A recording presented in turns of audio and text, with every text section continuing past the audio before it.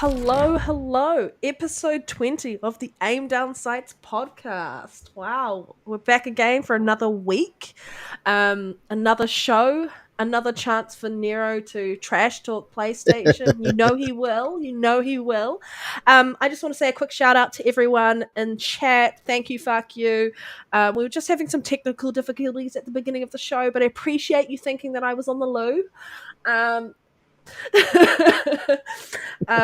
Roughness, love to see you here. Please hit that like button, share it out. I'm just gonna run over to my co-host, Nero. How are you, and what have you been up to? I am good. Yeah, listen, I definitely missed all you guys last week, man. Shout out to the whole chat. Also, guys, please share this out to Twitter, share this out to your Discord, wherever you at, to a friend. For some reason, our software is being weird today, not letting us stream to Twitter, which is where a lot of our live viewers come from. So that's very unfortunate. But little bumps in the road. But I'm good. Last week I had a family, kind of like a reunion / gathering that was out of state, so that was very fun. I ended up having way more drinks than I should have, and getting lit, getting hungover. Caught a little stomach bug, and but that's that. Stomach bug. I mean, you admitted being hungover. I'm pretty sure that's also what the cause was. Yeah, maybe all of that and combined. You know what I'm saying? And then mix of everything. A little bit of this, a little bit of that. But what doesn't kill you makes you stronger. It makes you stronger. Okay, trust Kelly me. Clarkson. It's very true. Hey, it's a shout out to it's very true. What doesn't kill you make you stronger. I am a walking testament of that. Me and Panda was just talking about how COVID almost took me out. See, a lot of people don't know because I was in a coma for 2 months at the end of 2022. I missed my 24th birthday because of COVID and pneumonia. That shit almost took me out of here. I am still dealing with a lot of problems that stems from that to this day. So, but I'm here. I'm blessed. I'm alive. I really did miss you guys last week. So it's really good to be back. And great show last week. Panda, Soul, and Assassin. You guys killed it. Yes. But have you been up to anything like gaming wise or? Yes, I have. What have you been playing? Where do I start? Let me open that Xbox app because I don't like lying to you guys, right? I like, you know me, I play so many games, yo. It's freaking ridiculous, yo. Insane. So I'm gonna pull that up. All right. So lately, I've been playing a lot of Call of Duty Modern Warfare 3. I've been having an absolute blast with that game. I don't understand how it's a 50 on Metacritic. I just did a review for that today, guys. The review will be up on Gamepass Daily, this channel, later on this night. But right now, it's up on my personal channel, and I've been enjoying it. I don't see why it gets so much hate. I really don't. By far, it's better than damn near any other shooter that doesn't drop.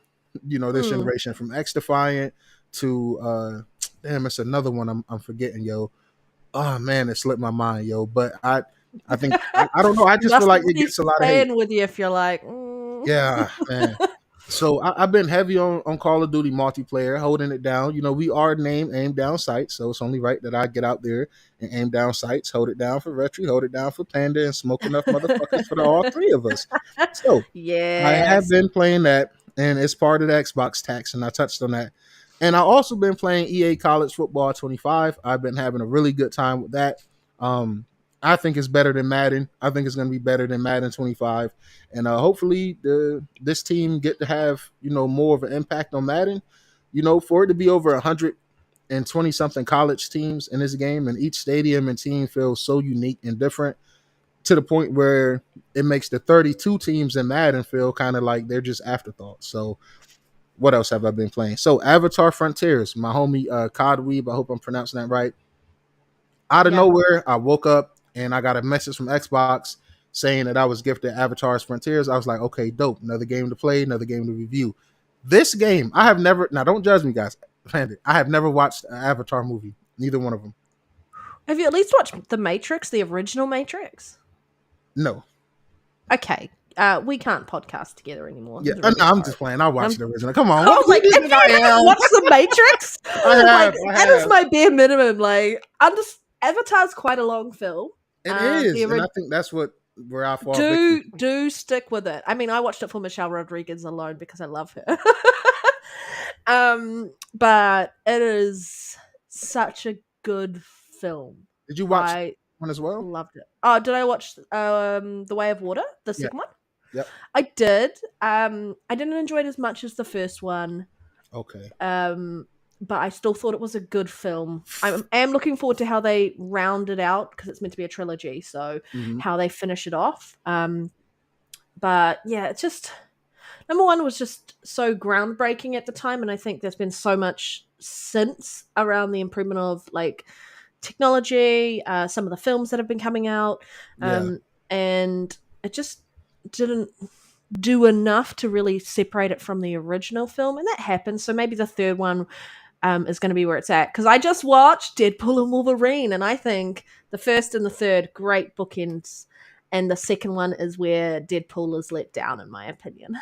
If you love Deadpool 2, you can love Deadpool. I loved it, but I still feel like Deadpool 1 and Deadpool 3. Okay, Panda, don't judge me again. Is this a no judging zone? I feel like this should be the It no is a judge no podcast. judging zone. New Like, Zealanders don't let's really not judge judge unless Next Gen you're Nero or something. Australian, and then we definitely judge you. Yeah, then we definitely we definitely gotta, judge the Aussies. But I haven't really watched a lot of the recent Marvel movies. I'm kind of more of a DC guy personally. Oh, I am more of a DC person, but they See, that's fucking why I shit the love you. bed 9 times out of 10 at the Come moment. come on now. Like, let's not do it on the podcast. We can have those thoughts, Panda, but let's just not do it in public. Let's not slander DC in public. Come up with fisticuffs. Let's not, yo, Farkey, what's up, brother? Yo, what's up to the whole chat, man? It's good to see y'all out there, yo. We appreciate all the support and the love, yo. But I'm watching Fallout 76, look, FC24, Diablo 4 Barbarian. Yes, that's my nice. class I'm going next season. Yeah, that's House what of I'm the gonna. Dragon. I think I'm gonna do a barbarian as well. I definitely haven't even started House of the Dragons. Listen, I'm gonna have a day dedicated to watching movies and shows I need to watch. I haven't watched X-Men 97. I haven't watched the Avatar movies. I gotta finish The Boys. It is so much stuff. It's like, it's ridiculous. But the Avatar game so far is so good that I want to go watch the movies. Yeah. And beforehand, I'd never felt the urge like, I gotta go sit down and watch this 4 or 5 hour fucking movie. I never felt the urge. But playing Avatar Frontiers, and this is what I mean about Ubisoft, guys. They are so hit or miss. Me personally, I love Ubisoft. I know a lot of people be tired of their formula, and I feel like that's okay to be tired of it. But when it comes to bang for bucks, you can spend $60 right on a game like Spider-Man 2 and get about 9 hours worth of content, including cutscenes and the main story and roll credits. Or you can spend $60 on a game like Assassin's Creed Valhalla, right? Avatar Frontiers, Far Cry 6. Granted, those games and that style is not for everyone, but you get Nero, way more bang he's for calling your you buck. out, man. What? Fuck you. Panda, get Nero on camera. If he don't, I'll go back and find some old episodes. Get a screenshot and make it very unflat. Hey, Farkey, you son of a bitch. Hey, go get whatever you gotta get. Go get whatever you gotta get, man. Bring it on, yo. He's gonna come back with the most unhinged picture in about 5 minutes, man. Clarify, Roughness, has the new season of Diablo started? I feel like it has, and I missed it. Damn it. Okay, gotta get in there. I just started Assassin's Creed Mirage, so maybe I can't play Diablo. I really need to jump in and play some Diablo. But I'm going Barb as well, because I started Barb and I want to finish Barb. I want to get a Barb to level 100. Yeah. But I haven't, like I said before the show, I have not really been online. I have not really played any games. I've been limited myself on talking as much as possible because I'm still getting over this chesty cough, and laughing and talking and all of this triggers it. But I love everybody. I love the show, and so I'm here doing that. But I'll probably be playing some AC after the show because I love some Ubisoft games. And it's going back to the older Panda, I just want to say I love you, yo, because Ubisoft gets so much fucking hate. It's okay when Spider-Man 2 put a bunch of bullshit on the map. I mean, they do, but if you're going to hold them to the fire, let's hold everybody to the same standard, right? Yeah. Like I said, you can spend $70 on Spider-Man 2 for about a good weekend. People was having that. Spider-Man 2 dropped on a Friday, and I seen so many people that don't even game heavy, posting the fucking platinum screenshots that they platinumed the game by Sunday. Them motherfuckers platinumed it before church, not after church. Them motherfuckers woke up and said, yo, I got 30 minutes before I got to go to church with the family. You got to platinum it. Spider-Man. They platinum the shit before they was in a fucking car. That's Mm, ridiculous, yo. So shout out to Ubisoft for giving you your damn money's worth, man. I yeah. think Avatar's Frontiers is good. I really enjoyed Assassin's Creed Valhalla. I got all the DLC for that. Now, before we jump in topics, last game I gotta mention that I have been playing, and fuck you, Reese, by the way. Last game I gotta mention. Reese, you throw down. Just keep at it. Yo, Reese a menace, man. Love Last you. game I gotta mention is I finished the Hearts of Stone DLC for The Witcher, and I started the Blood and Wine. First time playing the You enjoying DLCs. it? Hearts of Stone was such a great piece of art. And Blood and Wine is gonna take it to the It next is level. blowing my mind so far, Blood and Wine. But I kind of had to switch lanes because I've been like killing myself on The Witcher lately. Like I wake up, drink my coffee, hop on The Witcher. Before I And go to it's like, bed, I hop on The Witcher. yeah, So I had to dial back just a little bit. I had to I reel need it to in. actually do some more on The Witcher. I'm like, and we had shout out to Soul who we had on last week. Him and I are Yes. very similar around how we game. We like to graze, and so I have like 10 games on the fly. Minimum 10 games that I just kind of switch between because I get bored very easily. Like if something's not hitting Mm-hmm. me, my mood at that time, I'm like, all right, let's find another game that will. And so, which is on that list? Cyberpunk's on that list. Starfield. Actually, Definitely. I really need to sit down and play some Starfield. I Me love too. that game Did you see to the new death. vehicle gameplay? Yes, I love that game to Yep. death, and I think I just never really got into the shipbuilding aspect of it or the base building, and I still need to kind of expand on that. But Yeah. I just love Same. that game, and it's You know what's just funny? We super both got entertaining. hundreds of hours in there, and we neither one of us haven't locked into the base building or the ship building. And that's insane. And vehicles is coming real soon. We seeing gameplay of it, first person gameplay. I thought it was nice. I thought it was a little clunky looking, but in a good way, and that Bethesda charm way, because this is Bethesda first time really making vehicles in the game. Yeah. BGS, that is. I'm not sure if one of the sub studios has done it before. Shout out to Lyric too, because he hit the he texted personal group chat, and he said, "Yo, he's in the mood to play Redfall." And I know this is Oh yeah, random, but I just sat back and I thought, like, it's a I good really game. wish Xbox didn't give up on Redfall. I know that might be a hot take. I might be alone in that, but I was really looking forward to the new characters and the new DLC. I thought Yeah. they built a really good world. It was a lot of details, a lot of notes, a lot of lore. I think the art design was very well done. I think the music was fantastic, and I think the game came a long way with The patches. atmosphere in that game was fantastic. The way it really just made you go, "Oh my god, it's really quiet." And you can hear your character breathing, and like you're like Hmm. stealthily moving through places to try and like not get attacked by a lot of vampires. Also remind me like Back for Blood because I never played the Left Yeah, 4 Dead series originally, Back for Blood and sucks compared to Left for I Dead. I'm sorry, yeah, I know, I had but to get that because I off. never played Left 4 Dead, I really enjoyed Back for Blood. And it was a lot of fun, and I'll always squad up and play with my mates. But I like games where you can squad up and you can just play with other people, and we all get to like trash talk each other because you're that good of friends, and like, yeah, Hmm. just like if someone lets the team down, you just make sure before you revive them that you teabag them. That's the Yep. reality. Or if in my case you flap slap. I Um, will be honest, playing Call of Duty lately, me and Lyric, I'm gonna put him on blast. Lyric Da Vinci in the chat, just threw up the 100 emoji sign, guys, so y'all can know. We have been very racist in Call of Duty lobbies after the game.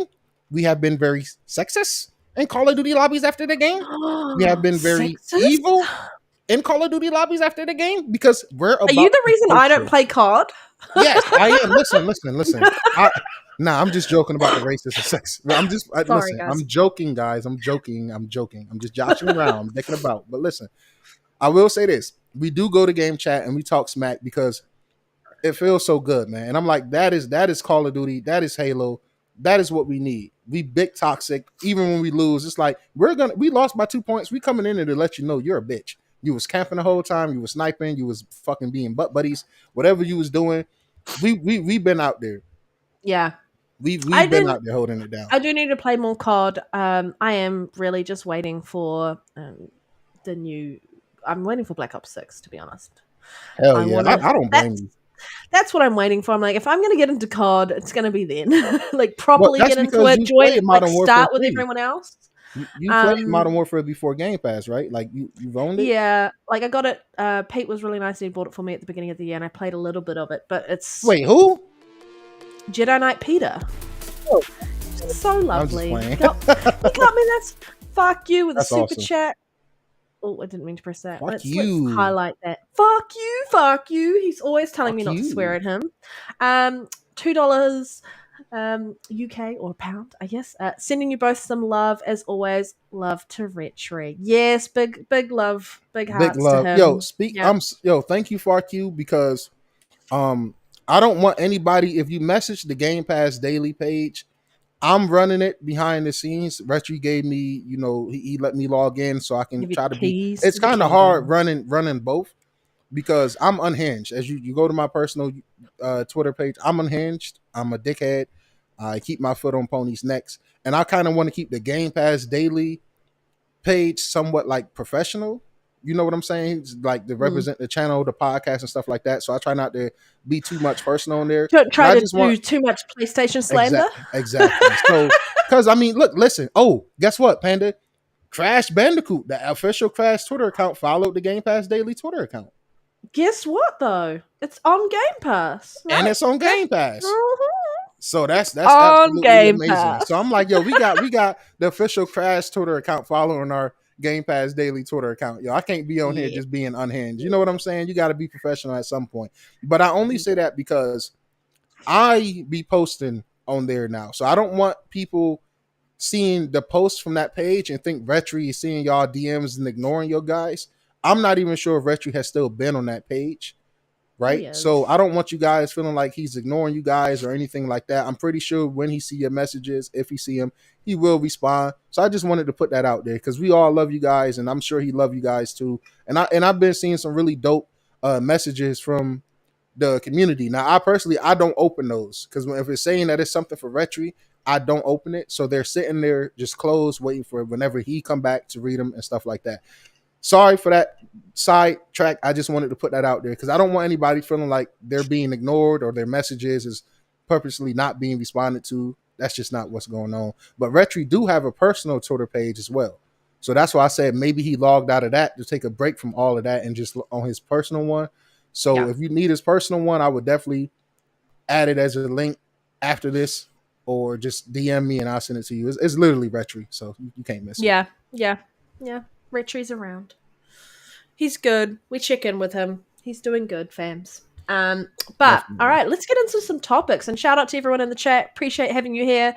But do you want to lead off our first topic? I definitely will. Oh shit, hold up. One sec. You're like, what are we doing? We are professionals, okay? Right. Headset fell off. I'm sorry. Listen, this is why I'm not on camera, y'all. I'll be a mess, yo. Like, listen. So before we get into the first topic, this is the very last thing because I was going on a little tangent about being super toxic in COD. So me and Lyric went into the COD after we won a game, and we was like, "Yo, you guys is not them guys. You guys suck. Yo, get good." Some little kid came on the mic and said, "Okay, so what? I'm not good. I'm not as good as you guys." And he said it so, my heart was broken. Now, Lyric is a cruel, cold son of a bitch. Lyric kept going. Me personally, I was like, "Yo, bro, just practice makes perfect, yo." GG. Like, I changed my whole tune, yo. Like, I be so disrespectful in games, even in Halo, yo. Like, I done invited so many people in Halo to my party so I can talk shit and not have them report me. And sometimes a kid or a woman would join and my whole tune would change. Like, it was this one, I thought it was a guy. We was teabagging each other every time. I invited her to the party, and she had the sweetest voice ever. And my entire tune changed. I went from about to say, "Yo, fuck you, you trash son of a," you feel me? And I You went from trash that, panda. yeah, you trash ass panda. I went from that to saying, "Yo, yo, That's yo, how he yo." used to refer to me until he realized I was a girl. That is very true. That is for the longest I Just call thought me a Red trash Dead Panda panda. was a guy. That is very true. When I seen her voice, I mean her face and her voice, I said, "Yo, I was wrong all of this time." But I say all that to say, yo, keep the toxicity going, man. You know, it's fun. It's as long as you don't like go personal. I mean, and even if you do go personal, it's a video game, man. Like those 15 seconds of me calling people the hard ER in COD, It's only for 15 seconds. They're never gonna see me again. You know what I'm saying? Like, and I have got reported a couple times on COD, so it is a lot of soft ass people out there. But anyway, I mean, if he could report Ryan and I when we were like Richard and I when we were playing hypercharge. Hypercharged, Yeah, you fucking you know cheating sons Nero of would bitches. have reported us. Yo, listen, I would never let them not live that down. Everybody jumped me. Everybody. Galveston jumped me. Panda jumped me. Lyric was jumping me. I don't even think Lyric was there, but the ghost of Lyric was jumping. Reese damn sure was jumping me. Reese was definitely Rhetri was all over my back. Becca, and what hurt me the most, right? Becca. Becca, you son of a Becca, I thought we were so close. I thought me and Becca was so close. I really thought we were so tight. Like I said, yo, Becca, that's my homegirl. That's my heart. That's my heart. I love her. And then we played Hypercharge, and all of that shit went out the window. Fuck you guys. I'm gonna get my revenge eventually. Mm-hmm. Thank you, fuck you for the super chat, £5. Professional shit talkers, more like it, and I wouldn't want it any other way. Yeah, You know, I I really do. shit talk a lot in our party chats. I really do. I will Definitely. be honest. It's a lot of fun, and I really don't mean it. Like, I never mean anything that I say unless it's like I'm sorry Right. or I love you. No, I'm too nice. I really am too nice as a person to actually mean any of that crap. So yeah. Yeah, Panda is such a softie. Like, and this is why I have to. Such a This is why I was Care Bear. missed last week, because we just need unhingedness around here. We need an do. unhinged person in the community. You know what I'm saying? Like, shout out to such and such. I'm not gonna say such and such name because he's an unhinged son of a gun on Twitter and everybody hates him. But shout out to him. We need unhinged idiots out here. We need unhinged sons of guns. That's just what I think. But enough of that. Let's get the topics going. So the first topic is some really good news for PlayStation because they have no fucking games to play. Vampire Hey, I'm back, guys. I'm back, yo. Vampire Survivors finally has a release date for PlayStation.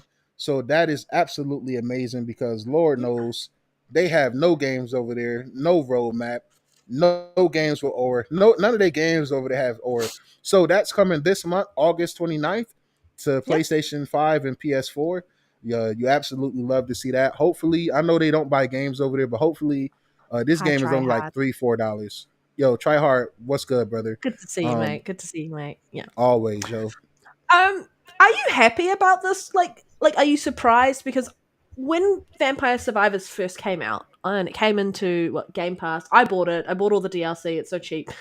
But the amount of trash talking from the community about what this game, like the other side of the aisle, about what this game was and the graphics and everything like that, and now it's gone to their platform. Are we going to hear a different tune from them? What are your thoughts on this? Because I think they need to be called out for those who just fucking trash talk. You won't hear a different tune from PlayStation fans, but that's okay because you know what you will hear a tune from? The sell charts.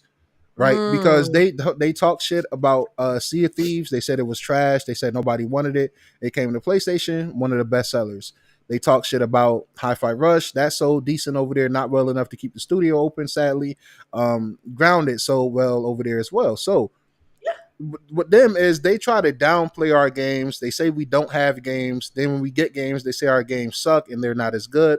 But the moment any of our games touches a PlayStation storefront, they sell and they chart very well. Yeah. Me personally, see, I'm one of those guys where as long as my games is in Game Pass, I could give two shits about where it goes next, especially for the competitors. And with this game being so cheap and it's an indie dev, I hope it sells well over there. I hope it sells well over there. You know, I mean, it's only about 10 million active PS5 users, and every other active PlayStation user is on PS4. So I'm happy that they decided to put it on PS4 as well. That's where it's going to sell the best.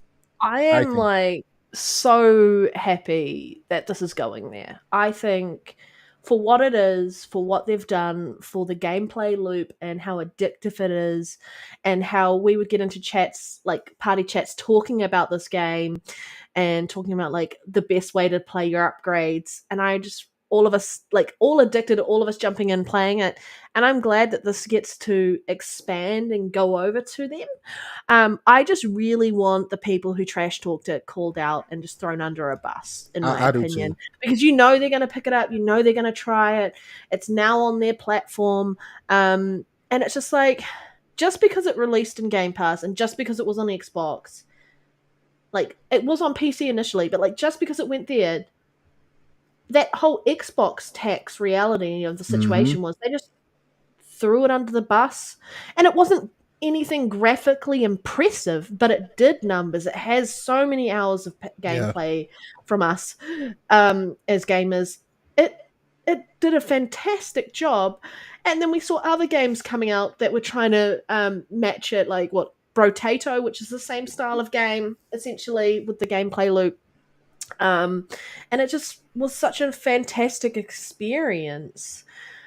And for it to get trash talked because it didn't look graphically like anything else that the PlayStation community are used to. I'm not talking about the ones who are generally open to indie games or are just decent people. I'm talking about the toxic side of the community that just talk about Game Pass sales non-stop, talk about Yep. graphics non-stop. Yep.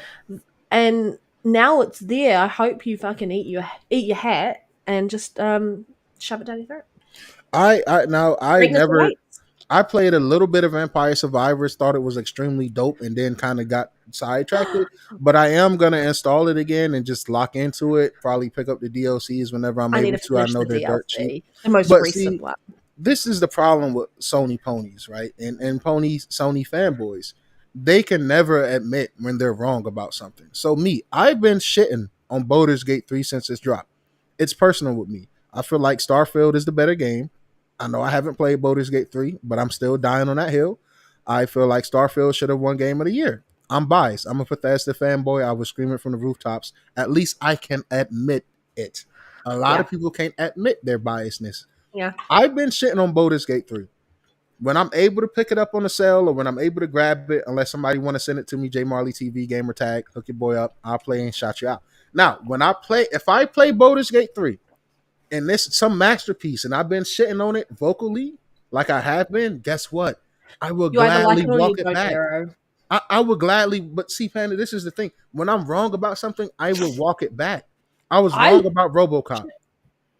Yep, go. I walked it back, right? I was kind of wrong about Redfall at the beginning, but really the performance held me back. But when X I played Defiant. and sat down, you had you son of a yo, I was so, I I'm was letting you get away with that one, Nero. okay. I I'm was a little. sliding that I in. was just. I was a little wrong about You X jumped the Defiant. gun. Just a little bit. Just I jumped the gun. Just a little. It's not no card. You feel me? But it's cool. It's all right. Now, hey, riddle me this, right? Who the fuck in here has touched X Defiant since Call of Duty dropped in Game Pass? Be fucking who's played that shit since? Come on, man. Nobody. Be for real. But Hello, I say Deadpool. all that to say, when I'm wrong about a game, man, I would gladly walk it back, yo. And I'm honestly, I'd be happy to be wrong about games. If I see a game and I say, yo, that game look ass, I don't give a fuck about it. And then I Reese, play I that love game, you. yo, Reese, yo, how you ban people, yo? Yo, how you ban people from the channel, yo?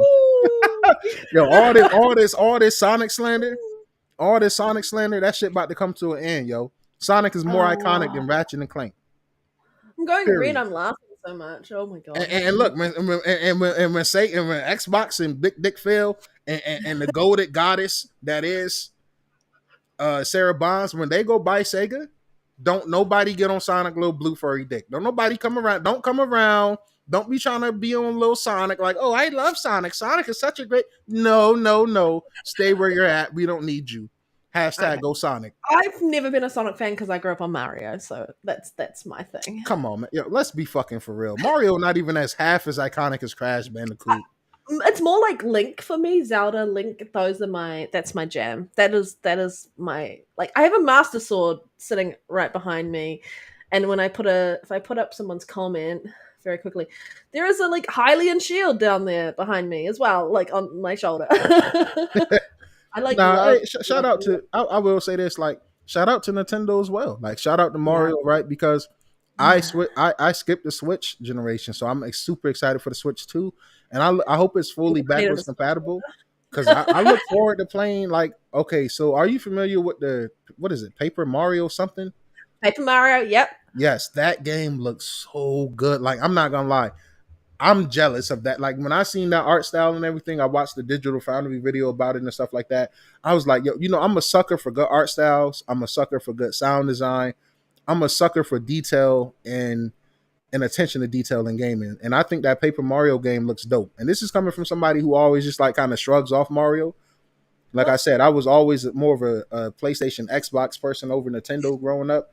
But I'm about to swap PlayStation for Nintendo because Nintendo cares about they gamers enough to give them games. Looking at you, PlayStation. I'm excited for the Plucky Squire. It reminds me a bit of like Paper Mario and Mario sitting in there, and that game looks so good. So that's the one that I really want to play in place of like picking up another Mario game, because I'm a little Mario'd out. I'm never going to be Zelda'd or Linked out though, because that's like one of my favorite gaming franchises of all time. And Mass Effect, like as soon as Mass Effect proper 4 drops, Yes, I will be MIA and I will be just down playing that game for the rest. Honestly, Panda, I don't know when it might be, but when that game drop, I think we need to have a weekend off. Like I think we all just need to respect the GOAT that is Mass Effect and just say, yo, we'll just do a special Mass Effect episode. Hey, I would love that actually. Hey, to be honest, how many shows were just dedicated to like Dragon's Dogma 2 at the beginning of the year? Yeah, facts, yo. We was really I fucking love that game. I'm just waiting for DLC. Yeah. Oh. But now that I've had time to sit with it, Panda, I'm not sure if it's still my game of the year. I don't know. Like there's lots of other games that I've been really enjoying and just switching between. I think as a standalone game, yes, but I really loved Hellblade 2. Same. And it was really, really cool to listen to Digital Foundry's interview of from the developers from there, and them talking about sort of what was happening and how they went over to UE5. And so if you haven't checked out that developer interview and you are a Hellblade 2 UE5 fan, go check it out. It is worth listening to. But yeah. Vampire Survivors finally coming to PlayStation. Yes, those devs deserve it. And I'm so glad that Phil went out of his way to get that game on Game Pass and get it off PC. Like, get it not on, so it was on PC, get it onto console, shifted across, and then it went to mobile as well. Those devs are just rolling in it as far as I'm concerned. Definitely. And shout out to Tryhard. Sonic is more iconic than every game. I mean, every character in gaming. I'm gonna ignore that last part because I agree. Mario and Link, it's a fact, Nero. You can't deny it. And I also want to highlight him playing Mass Effect games PC at 144 frames per second is such a treat. Now, with that being said, the only console on the market you can play Mass Effect Legendary Edition at 120 frames per second at 1440p is the Xbox Series X. So, if you're a Mass Effect fan on console, the best place to play is Xbox. That is a fact. Go look it up on Digital Foundry and get back to me. I honestly, the storytelling in that franchise alone, like that trilogy, just chef's kiss. I might be alone on this, but I think Mass Effect Andromeda is a good game. I don't think it's a good Mass Effect game, but I think it's a good game. It's a good game. It's not a Mass Effect game for me. You remove the Mass Effect title off it, and it's a good standalone game. The moment you put Mass Effect on it, I agree. It is subpar compared to, and I think anything was going to be compared to the trilogy that we got, which is why I think they really need to do well on Mass Effect 4. Anyway, we're moving off this. Aren't we talking about Doom next? Do you want to lead off our Doom comment? Yes. So all doom and gloom.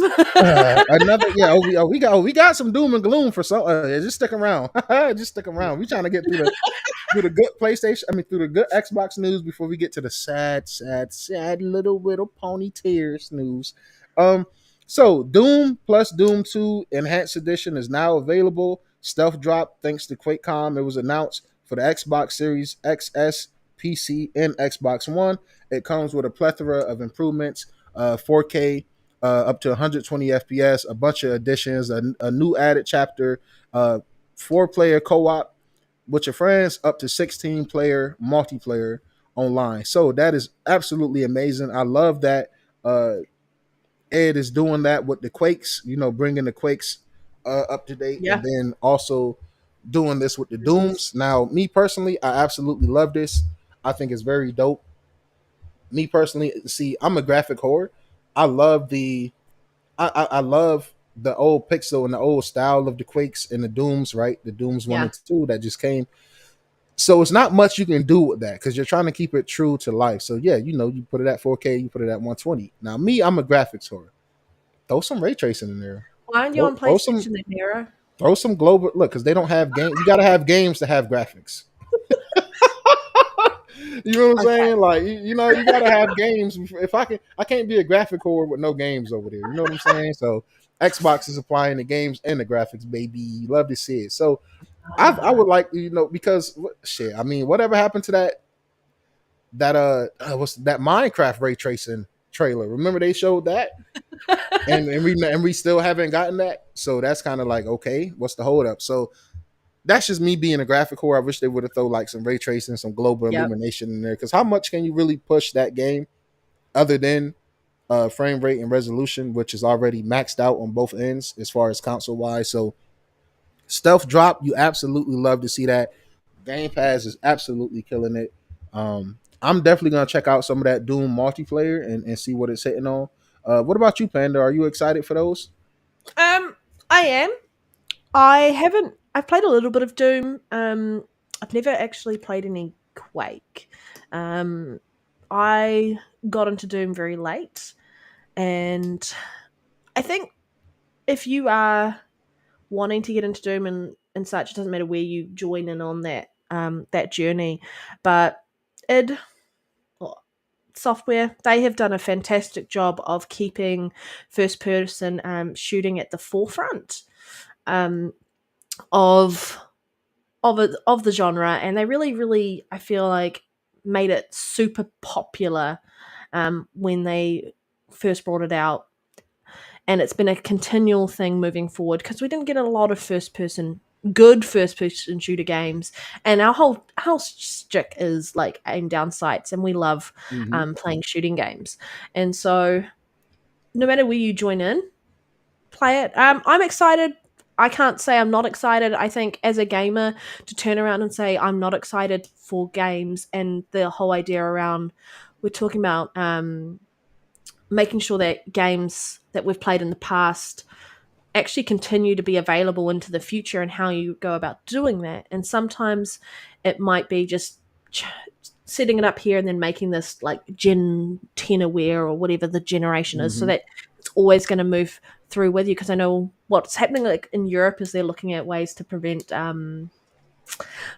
developers and publishers and such from basically ignoring a purchase, and then like, you buy a game and then you can't access it later on, and so they're looking at ways to prevent that from happening. And I think it's a good call, but I'm just excited. More Doom.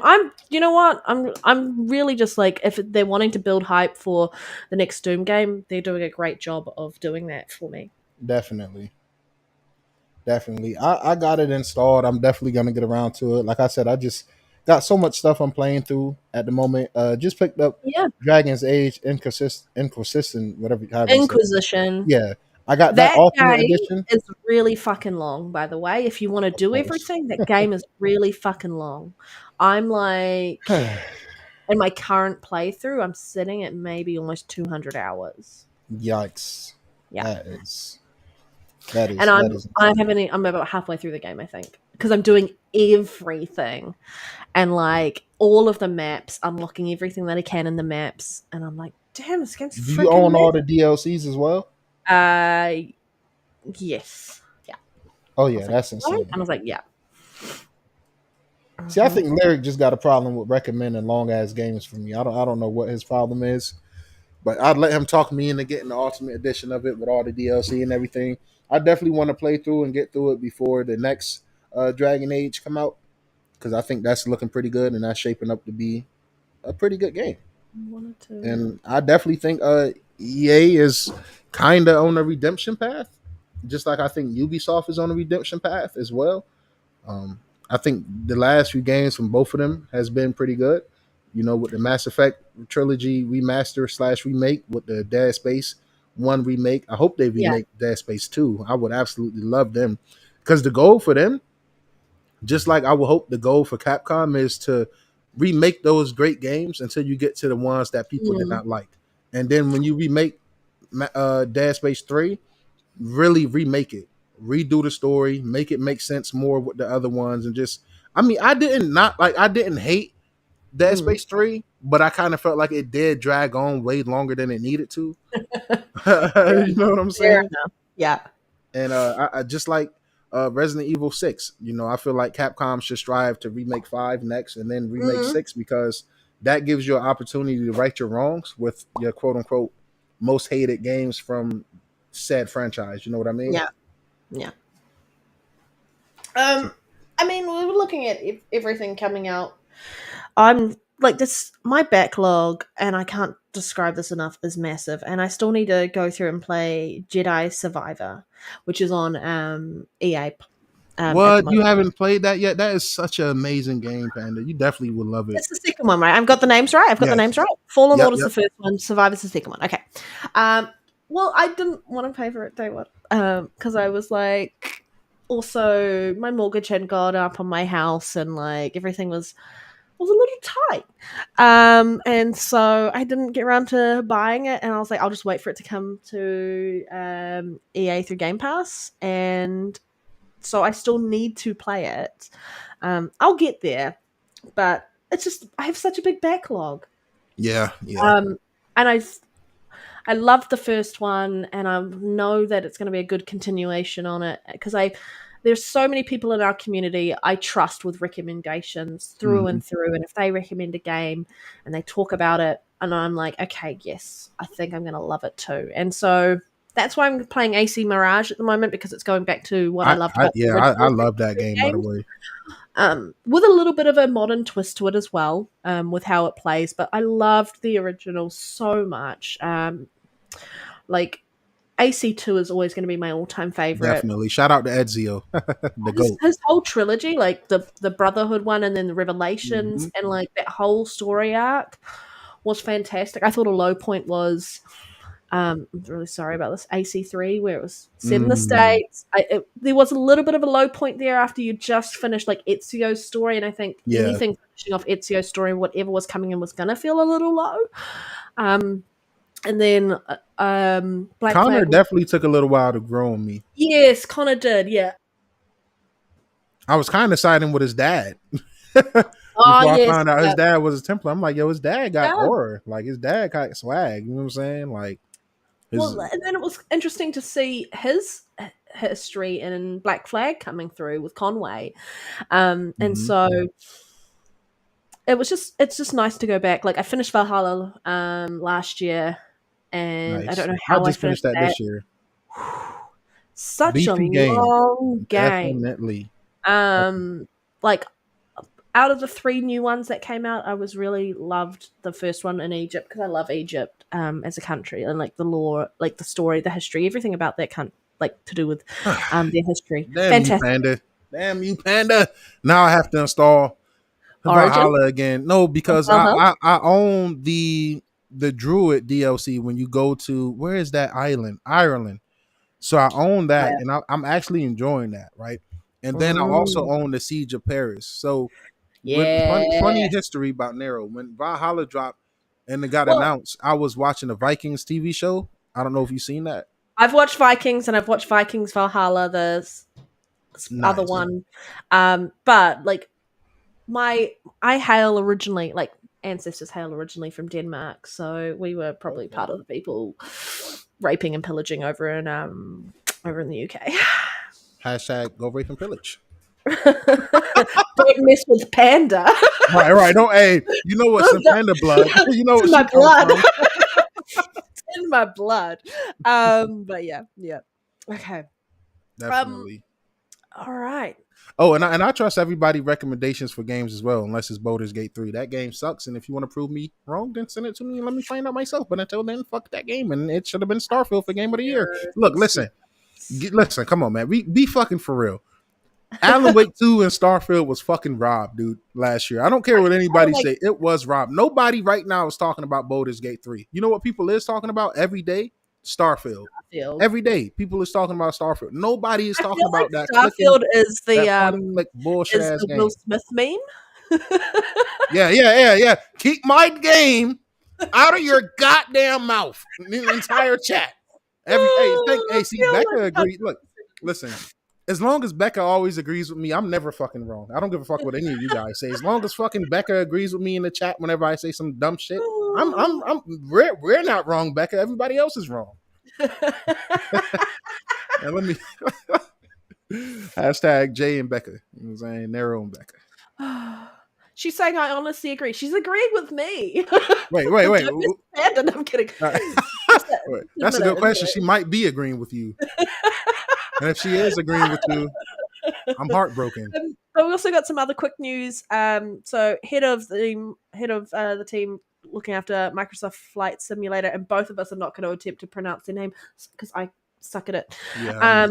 You can now, like, the update for Flight Sim 2024, like the differences and such. You can now exit the plane, walk around. You could just walk around your favorite like locations in those areas, and I think that's a really nice addition to the game itself and expanding upon just flying around, because like some of the locations that you go to, if you really wanted to be on the ground looking at it, and I think it's really important that you get to experience a little more of the country that you're in, rather than just flying around, because the views like and the data it pulls through for Flight Sim, fan fucking tastic. What are your thoughts on this, Nero? I'm super hyped, and I listen. I'm extremely hyped for this, and I know it's gonna take a lot of storage. So when it comes, some games gonna have to go, but that just is what it is. I think I see why Flight Sim is one of the most popular games in the world. Before it even came to consoles, it has historically been very popular and very sought after.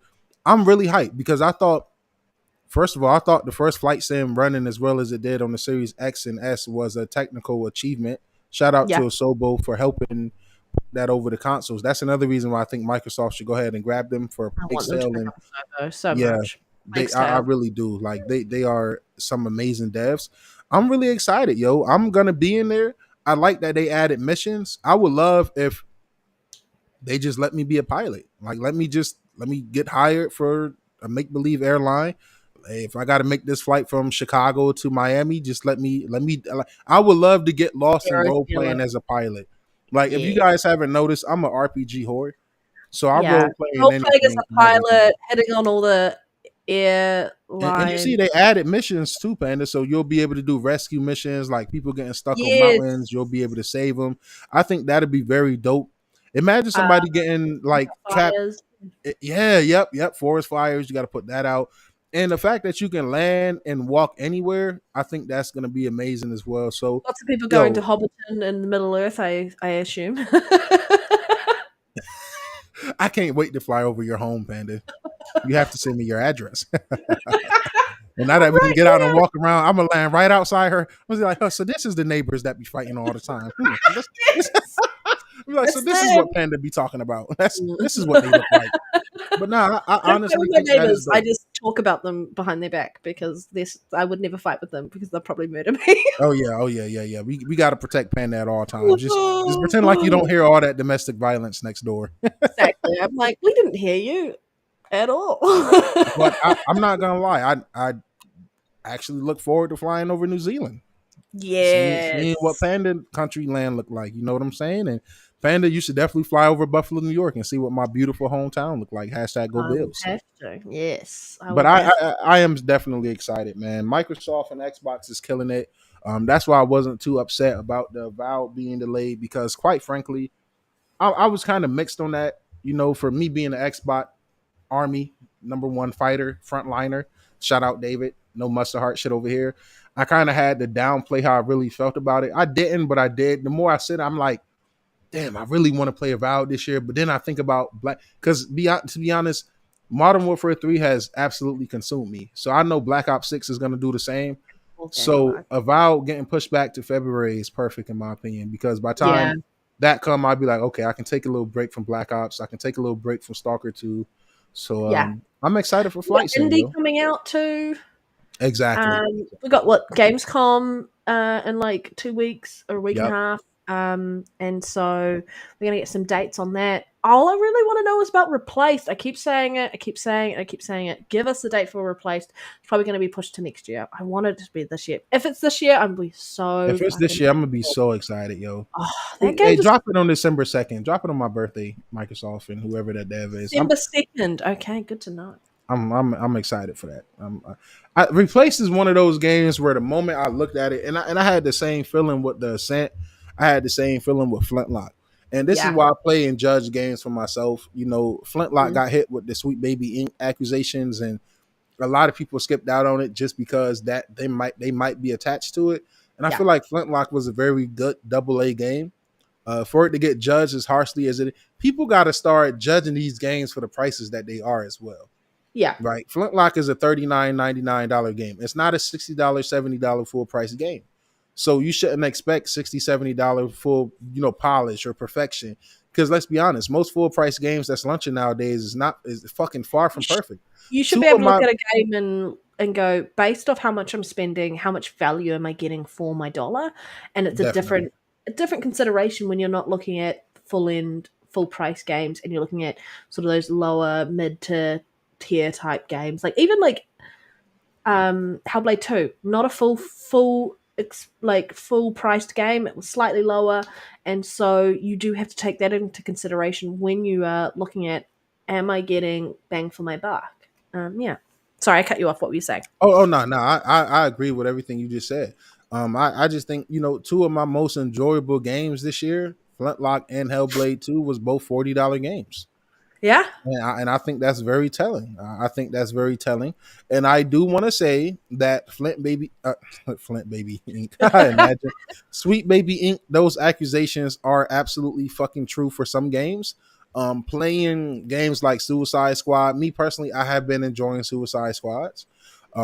Kill the Justice League. I personally think it's a better game than Spider-Man 2018, but that's just me personally. I don't speak for Panda when I say that. I speak for me and Panda and Rhetri. But we all I'm gonna think that speak for you, but suicide. I'm going to We speak for you. we all collectively we had a Discord phone call behind us, and we all collectively say yes, Suicide Squad is better than Spider Man. They won't admit it out loud, but I will. But I won't it's admit it certain because I things. haven't played Suicide Squad I and I mean, don't I intend think to. it's coming to game. Oh yikes! I have Not that I don't intend to. standards. Sorry. And I mean, I might try it. It's Heavily on the okay. mic.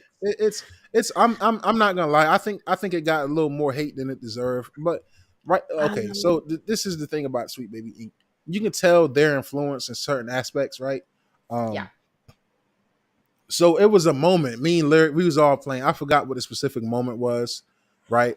But it was something said, and me and then Dad Shot got offended, and me and Lyric was like, of course the black guy get offended, or of course the black guy is the one guy that responds to that.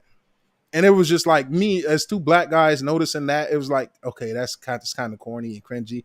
But the thing that really made me say, okay, Sweet Baby Inc. is a legit thing is Mrs. Freeze. Her Mm, character design, her place there, it is so forced. yeah. It is so forced. It is so like I don't understand like what and I hate to be this guy, but some of these virgins online have a good point. Western devs, it's okay to make a pretty feminine woman. That's I that's mean, okay. if you go off the source material, then yes, you would need to, right? Yeah, I mean, but see, the reason I say the Miss Freeze thing is forced is because it's other DC characters that have other villains that Poison have Ivy frost and got stuff that done would make dirty. more sense. You know what I'm saying? Like I can't think of them off the rip, but it was a Poison whole Ivy list got of done them. dirty in it as Yeah, well. So Poison Ivy got done absolutely dirty. So it's like, why make Poison Ivy a kid? Like I don't why get I'm not that. going to Like be playing this game. You and I yeah, are both I don't DC blame them. fans, and it's like Yeah, it just didn't live up to what I love about DC. I Anyway, agree. And I, anyway, I was forced because of resent it to me. So I was you okay, know it yeah. was and like You I gonna blame said, it on man. Reese? Reese, you gonna take that? Yeah, hey Reese got a track record of fucking capping for horrible games. Like he would die on this hill that he enjoyed Saints Row reboot, and it's all in his fucking mind. I was there with him. He makes up these scenarios in his head to make him think that he's enjoying shit that he's not really enjoying. Like that's typical Reese, man. Yeah, yeah, fair enough. I would agree with you there. I mean, But we watch, and I'm just looking at like Tryhard going. Agreed, we naturally enjoy more like attractive looking characters. Nothing wrong with that. Agree 100%. Like if we look at it, gaming, it's nice to have eye candy. If you're mhm. spending 8 hours, 9 hours, 150 hours in a game, you do not want to be looking at ugly ass motherfuckers. Facts, and I'm sorry, man. It has nothing to do with her being a woman. I don't even know what the Miss Freeze in this, what she identifies as. I don't give a fuck about none of that. She Ugly is identifies ugly. as an icicle, Yeah, okay? I mean that's an ugly ass icicle. Then that's one of the ugliest icicles I've ever seen in my life. Like, yo, She's not a sculpture and someone Rocksteady. Like, fucked yo, up. I'm sorry, but this she's ugly as fuck, Panda. Like, literally, when Lyric is standing next to me and I look at Miss, I'm like, yo, why is she just as tall as fucking King Shark? Like, why is she so big and just like, oh my lord, like, and it has nothing to do with masculine. It has nothing to do with her being masculine because I absolutely love Abby. And I think Abby was done well. Everybody hates Abby to this day, but I feel like she was justified. I feel like she's one of the best characters to come from Sony. Period. That's just me. I absolutely love Abby. I love her story. Joe was a piece of shit who got what he deserved. Hashtag go golfing. You know what I'm saying? So I just think it's a bad character design. I think it was forced. Yes, Becca, we're talking about Suicide Squad. Yeah. Um, I mean, its name is in it. Like what they did to that game, it's in its name. all right, so Relski said Poison Ivy is a kid because she died in Arkham Knight. And they also doing this. See, they doing this time thing, right, Panda? Where it's like the multiverse bullshit. So that's why Miss Freeze is Miss Freeze and not Mister Freeze. So it's like you get different versions of different characters and stuff. But me Yeah. personally, I feel like whenever a game does that multiverses bullshit, I feel like that's a cop out. That's an Yeah. excuse to do bad writing. You know what I'm Like saying? if you had the original and then you had a like story that explained and then went into the alternative versions, Mm-hmm. maybe. And then the idea is to get back to the original. But like just out the gate, people have an idea and an expectation around the characters that they love from the Yeah. comics, from the movies, from everything else, and then to change it so drastically. Um, yeah. And even But with all them complaints, it's still better than Spider-Man. we're gonna jump over, switch tracks a little bit. As some of you are aware, some people love Square Enix. I am sadly not one of them unless it's very specific titles. There's nothing to be sad about. Well, I just want to be like I don't want to take away from other people's love and enjoyment of I Square do. Enix and the amount of time and hours that they've put into their games, A right? And waste of so, time. well, I'll be good cop. You can be bad cop this show. Yeah, yeah. Hey, you see what it is. But Square Enix announced like year on year drop in sales, despite even having the release of Final Fantasy VII Rebirth, so part 2 of the Final Fantasy VII remake, and so but they've actually come out okay on top at the end of the day. They've done a restructure and everything, so they were sitting at a slight profit at the end of it, but it's still kind of sad to know that the reported sales were were underperforming for Final Fantasy VII Rebirth. And I think we've talked about this in the past, but um, what would you like to add in relation to that? So according to like companies, overall net sales dropped by 18.4% year on year for the most Mm, recent quarter. And so it is quite a drop. We're not big drop. seeing Square perform the way that they normally would. They've been juggernaut in the past. They're well known for their Final Fantasy series, and the amount of people who love and enjoy those titles. But it's just not any of it's just not converting into sales figures at the moment. And I know it's not just a Square Enix thing. I know it's industry wide, but we're talking about Square specifically because they were in the headlines this week. But Nero, what would you like to add on to this? Yeah. I would like to say that aha. That's what happened when you want to ignore 100 million plus install player base. I love how gaming companies, and especially these Eastern devs, I love how these motherfuckers sit back and they just ignore the 25 plus million Xbox Series X's and S's that's on the market, as if 25 million of those people are just non-existent, right? So Yeah. all generation, it's been a middle finger to us from them. You'll give us Final Fantasy Origins, but you'll keep stuff like the Pixel remakes. You Yeah. know what I'm saying? You'll give us Origins and you'll give us Crisis Core, but you won't give us 7. You won't give us 16. So Mm. I think that this is what this is what people is gonna learn. Bungie is learning it now. When you go into business with Sony, you will learn the hard way. When you go into business with Sony, you will learn the hard way, because Sony is not saying, "Hey, put your games here." They're saying, "Hey, put your games here, but you better not put them over there." Yeah. How is that beneficial to any fucking dev? Mm. Be honest. You know what I'm saying? Would you rather have Game Pass come and say, "Hey, here go $50 million to put your game in Game Pass"? Oh, do we only got to put it in Game Pass? No, we don't give a fuck about that. Put it anywhere you want to be. We just want you in our service, dude. Go have a blast. Do what you want. Versus, yeah, we're gonna market your game, but you better not put it over there on the competitors. Like, Mm. that's so stupid. And I'm sorry, I don't feel bad for Square Enix. I feel bad for people that are Final Fantasy fans. Like, try hard. Shout out to my brother down there. But it's like, those games are bigger than just PlayStation. So the fact that Yes. you're only keeping them on PlayStation, you're doing a disservice to yourself. Nobody should be surprised. Nobody should feel bad for them. If anything, I hope them sales continue to drop to the point where Final Fantasy 16 is in Game Pass come July of next year. You know what I'm saying? Within the next year, put them games in Game Pass, because I'm sorry, I don't take disrespect. And I feel like when you sit here and blatant, it's one thing keeping a Final Fantasy remake trilogy, Mm. that's different.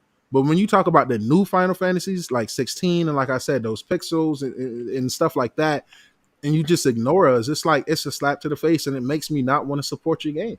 So Yeah. when I see stuff like this, for one, I don't really care too much about JRPGs. I feel like they're pretty niche. I feel like Final Fantasy is pretty niche.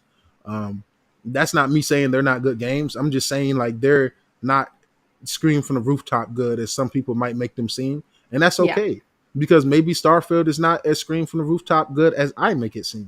But to each their own, and that's my preference. Um, I agree, OG newbie. They did bring it upon themselves. I think if we look at like what has been talked about around Square Enix itself, like if they didn't do their restructure the way they've done it, they would have not be looking at a profit margin right now. They're lucky that they're looking at a profit margin right now. Mm-hmm. The industry has changed so much, and we're going to talk about it shortly when we get to talk about what's happening on with console sales and hardware sales. But the people who grew up playing Final Fantasy, because it's not a juggernaut the way it used to be, they're either still playing it now, and not everyone continues gaming into their 30s, 40s, 50s, and such. So they might have stopped doing that. But the people who are growing up and playing gaming games now, like your Fortnites, people who are going to be COD hands for life, Mm-hmm. they aren't so focused on platform itself. It's like, what games can I play? And that's the main thing there for them. And so to kind of cut yourself off and go, all right, we're just going to make this an exclusive, you can't be doing that anymore. You Yeah. do need to diversify yourself, which is why like Microsoft has gone PC, they've gone streaming, and they've Mm-hmm. stuck to the console side of things because they know that these are the lanes that people are gaming in. They're going into the mobile market because that's another lane that people are gaming in. But we're not seeing the people who are dedicated, like the hardcore gamers that we used to. It's evolving and it's changing. And because of that, you can see that Square's making that we're going to multi-platform releases for our content moving forward, and that's what they're changing their business strategy to, because they can't survive if they just go exclusives. We're looking at basically attachment rates for exclusives now not being what it used to be, and part of that is because people, either, especially if you're going this is only current gen only, people have not upgraded from the last gen yet. We've got the fact that we're in this economic climate where, and we're going to talk about it anyway, but people can't afford to go out and buy every freaking game that releases anymore. Yep. And so they're looking for the deals. And with us going to digital only, sometimes those deals aren't available right away. So those sales don't track until later. People are looking at freaking moving to PC because they can get better deals there. People are looking at streaming services like Game Pass is doing quite well with attachment based on how many subscribers they've got. But it's a different environment and a different industry to what it was 10 years ago. And these companies haven't yet switched over to that yet. So Square's learnt the hard way. They had to sell off a couple of studios, which got picked up by Embracer Group, and now Embracer Group's had something that fell through, and they've had to kind of sell what they can.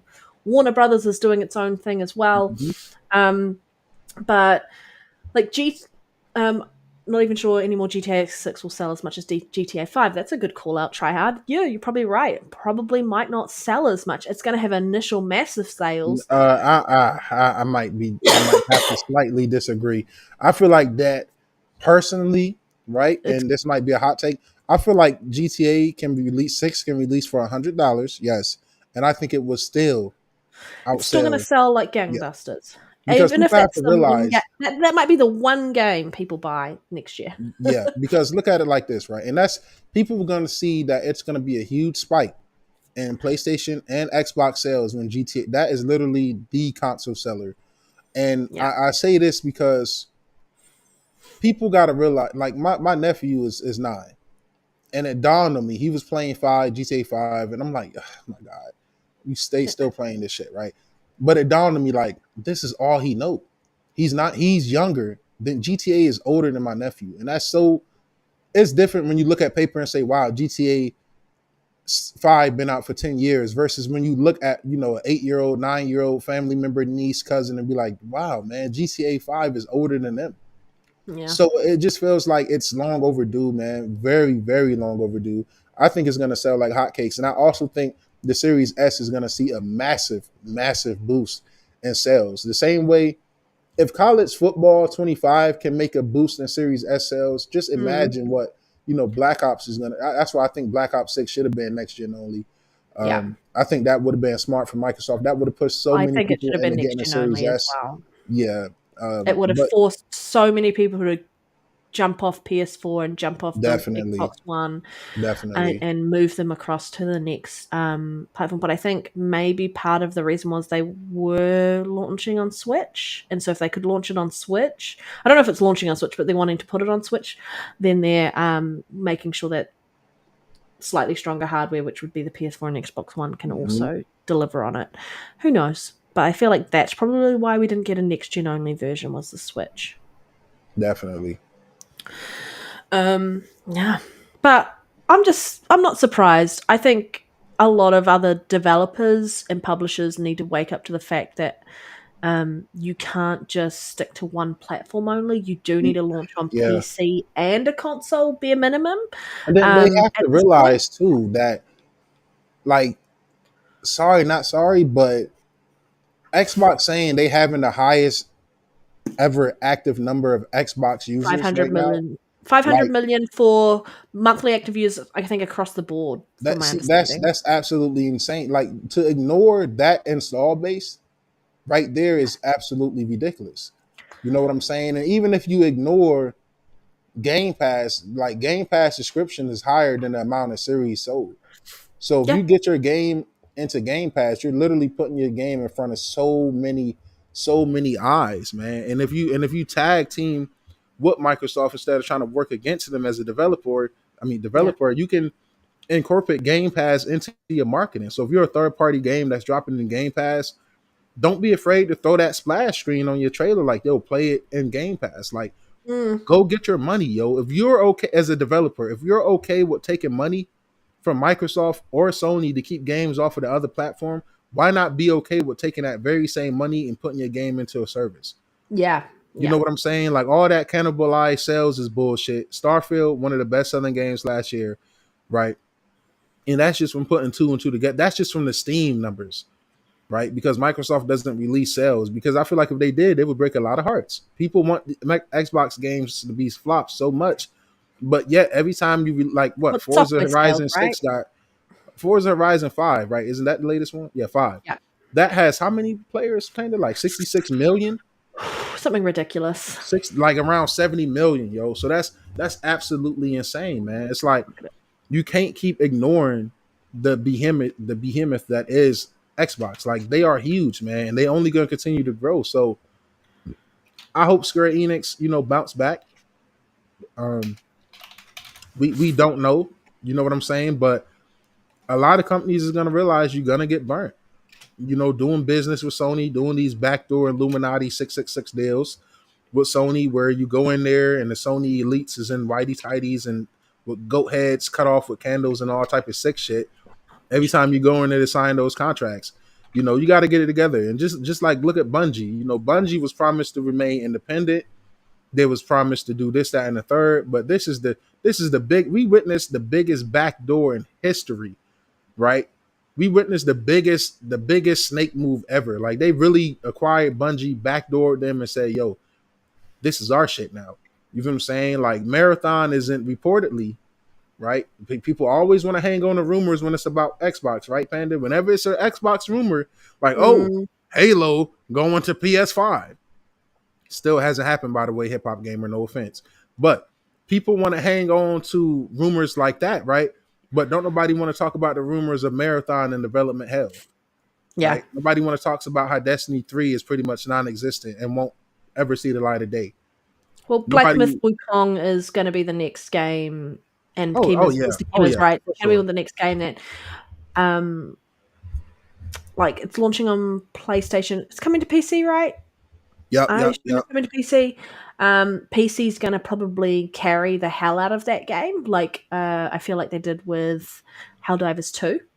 Um, but if the thing with third party games like that, um, where you have a choice to buy it, whether it's on PC or on console, currently PlayStation only. It'll eventually have an Xbox release, but it does add a bit of a dampener on the release of that game itself, the hype at that time, because Mm-hmm. we'll be playing something else when this game releases, and then we would have to go back and like I'm always looking at the future and going, okay, well, this game's released now. I don't really have to think about it anymore. I might go listen to some reviews, but I'm not going to go back and go, I'm now going to pick up this game.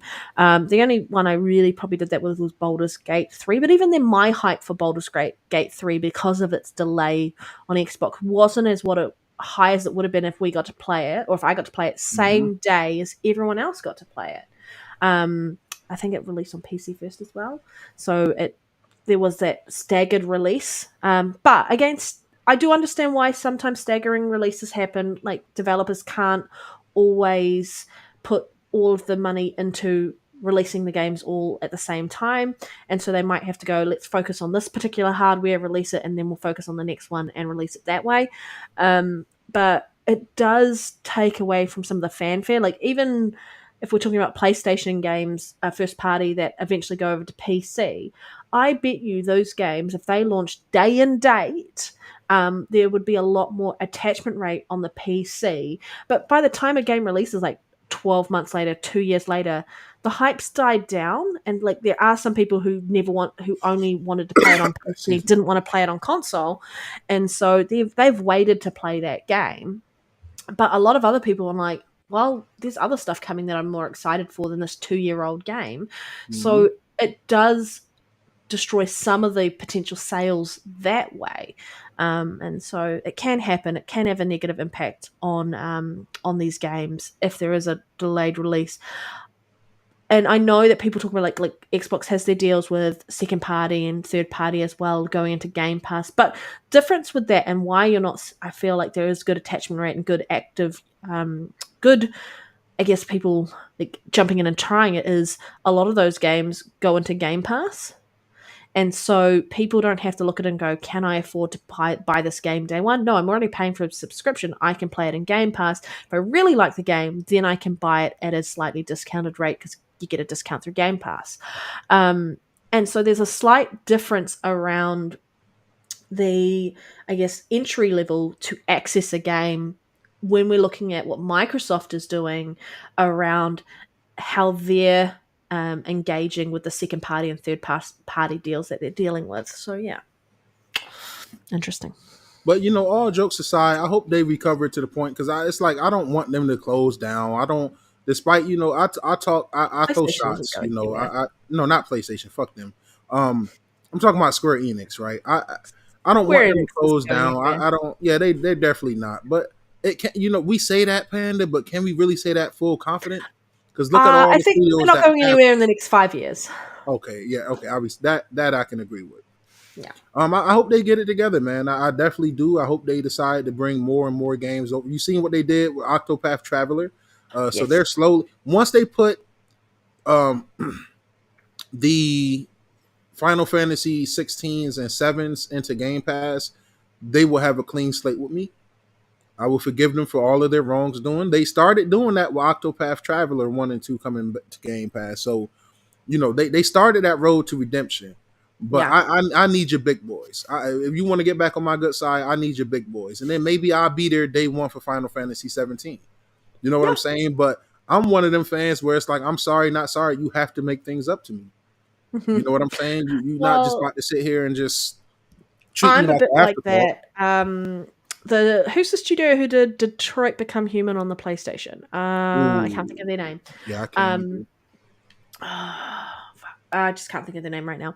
But they talk slanderously, like they were slandered Xbox. And then even the studio who did Kena Bridge of Spirits, they sort of trash talked Xbox.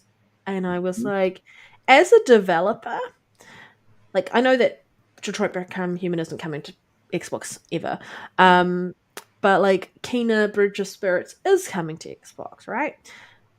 If you're a developer, don't trash talk Yeah, a that's not the potential smartest. consumer or customer base.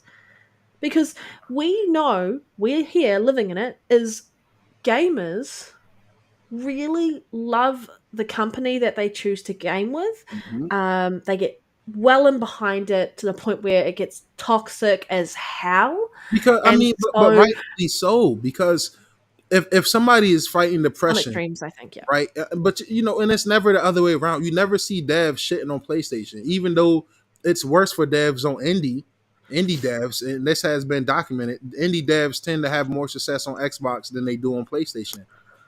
So my whole thing is like, okay, it might seem petty that Xbox fans, but if Xbox is what I could turn on every day, right, to get rid of my depression, to escape reality, whether it's Nintendo, PlayStation, or Xbox, if one of those systems is what you use to help you escape dark times in life, and then you see some devs that you may potentially want to support their games turning around and saying your platform is not needed, your platform is trash, your platform doesn't matter, I feel like that's Yeah. very disingenuous, and that's just Well, I'm not really, picking up it's Kena very Bridge of Spirits Day exactly. one. I'm not picking it up I'm either. Yo, waiting. I'm put it in waiting for Game that to go on Pass. discount or go into Game Pass. Any Definitely. discount.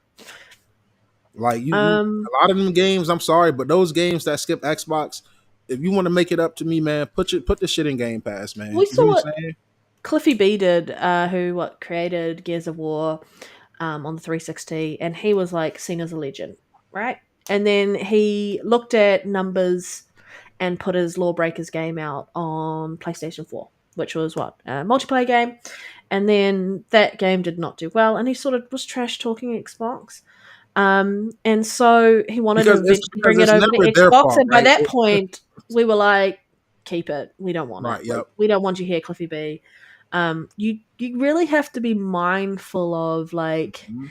it would be like people who like you have your favorite sport team, and then the sport team itself started trash talking their fans and calling them like pieces of crap, and then you're like, I ain't supporting them anymore. It's that sort of like you get in behind it. That's your team. That's who you support. Those are the games you like. These are the people you like hanging out with because they're like-minded people, and it's just stupid in my opinion, and I agree. short-sighted and just petty. And it doesn't need to be done because anyone is a potential customer of yours, and if you've kind of slighted them, they will remember.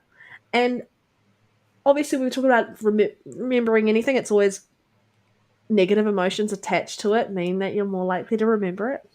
Mhm. Sadly, that's how we're short circuited our brains work. But yeah, so that's why I'm like, just don't piss off a potential consumer base. Just Yeah, don't do it. that wouldn't be too smart to do. But I'm buying a game you're hyped sadly, for some of these regardless. guys Try got to hard. learn Fair the enough. hard way, and sometimes they got to learn the hard way. It's sad, but it's true. You got to learn the hard way. You think it's okay to just say screw this platform. I don't need you guys. Well, how is that working out for you? Yeah. And that's what I want to ask. Every dev that say, "Here, I'm gonna skip Xbox," how does that work out for you? Rise of Ronin, how did that work out for you?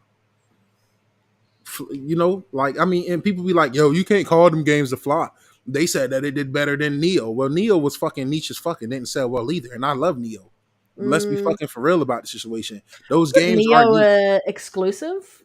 Was Yes, Neo? it was. Yes. Yeah, it was. So it's like, I mean, you saying that your latest game sold better than Neo, that's not really the flex that they might think it is.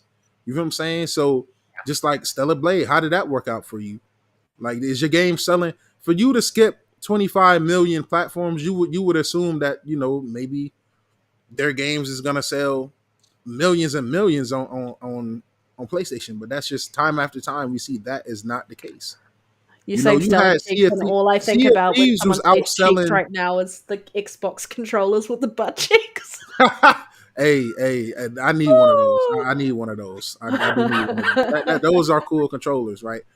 And I seen ponies posting controllers lately. Like, oh, now you guys posting controllers. Like, you made fun of us when we post our controllers, but now y'all get a little Astrobot controller, and everybody want to post that bullshit on the timeline. Yo, I hate the double standards out here in the gaming community, yo. And that's Yeah, why I'm here, yo. I'm gonna call that shit out every time. Now you guys want to post and support buying controllers, but when we yeah. show off our cool controllers that we've been getting by the fucking dozens, they have no games. They're showing off controllers. Ha ha ha ha ha ha ha. But the moment they show off a bullshit ass controller, it's like, yo, it's a dope controller. We just want to, like, no, no, no. This is why I'm Can here to we be unhinged. can we also talk about pettiness of like already Black Ops 6 showing up as you can pre-order it, you can install it, gonna be able to manage it inside Game Pass. It's What's already up, got what Flo? over 2,000 like 1 or 2 star rating reviews on Xbox. Why? It isn't even out yet, and they're already rating this game like that. Shouldn't even be available to rate until the game releases. But there are some salty motherfucking fanboys out there. Sorry, language, but toxic people out there downvoting a game that isn't even out and downvoting it because it's coming to Game Pass day one. It's still coming to your platform. You still get to play it. If you're a COD fan, you still get to play it. And that's the pettiness of people. Like, the game Mhm. hasn't been taken away from you. It's actually available on more platforms than ever. It'll be available on cloud services where it never has been available before. It's just salty motherfucking bullshit, in my opinion. Go outside and touch some grass. Go mow the lawns. Do something. Go for a hike. Breathe in some oxygen. Because there So mustn't be much oxygen in your room at the moment because you that's a can't. fact. Yeah, fuck's sakes. So I got two takes on this because I was definitely like triggered when I seen that. I'm like, yo, that's so It lame. also That's real it's virgin hilarious activity. at the same time. But I will say I seen people saying that that's because the COD HQ. So they're taking the COD HQ ratings, since it's already in there, and that's how that's working. I'm not quite sure how that works, but even if that's the case, that just goes to show Microsoft, like, hey, you need to split these games up, man. You know what I'm saying? Instead of putting everything in the HQ, because you said, you go to look at Black Ops 6 right now, sitting at 2 stars in the store. So whether that's because it's in the COD HQ when people get to vote, or I'm not sure. I just seen people trying to defend it that way. But guess what? The entire fucking industry, say with me, we don't give a fuck. The entire industry, they reviewed bomb the hell out of Modern Warfare 3, yo. Yo, my personal YouTube channel, guys, Next Gen Nero. I just dropped my review, 2024 review of Modern Warfare 3. Check it out. It will be up on this channel by the end of the night as well. That Well, game is a 50 on Metacritic, Panda. And it's the number 2 best-selling game last year, and it's currently the second best-selling game this year as well. Well, So it really doesn't matter. All that review bombing, you can't stop COD. the You can't rate, stop it. I mean, the rating for it itself, for like Modern Warfare 3 is less than 2 stars, right? And it's less than a Mm-hmm. thousand, whatever, people voting on it. And this one's 2,000. I think regardless, Oh, and if so it's they're saying, definitely okay. Yeah. yeah, I'm like, regardless of whether it's HQ or not, like, it shouldn't even have a rating option available until the game I agree. launches. I agree. And so there will be people who will be being petty. We've seen it 1,000 times before with Metacritic on both sides of the aisle, It really whether happens it's with Xbox any or game that PlayStation. comes to Xbox. It happens all the time. But it tends to be more often than not Xbox games that do get a rawer end of the deal when it comes to review bombing. I'm of the mind of like, I would never review bomb a game and it's not on my platform or I haven't played it. Why would I want to kind of crap on a game I haven't played, haven't tried? And then the devs see this, right? And Mm-hmm. the devs are sitting there laughing because they're like, these guys are crazy. These guys are absolutely crazy. Some of the devs want to play into it. They like it. They want to build that hype up Right. around their game. They want people talking about their game. Negative news is good news, right? Right. And I'm just like, can the adults please come to the table and like tell some of you Mm-hmm. stupid idiots to like just get a life, stop gaming if you can't handle it. Yeah, I personally grow think up. shout out to Gamer Live 95. He said the ending of Modern Warfare 3 was so satisfying. Listen, and this is why, guys, this is why I review games the way I do.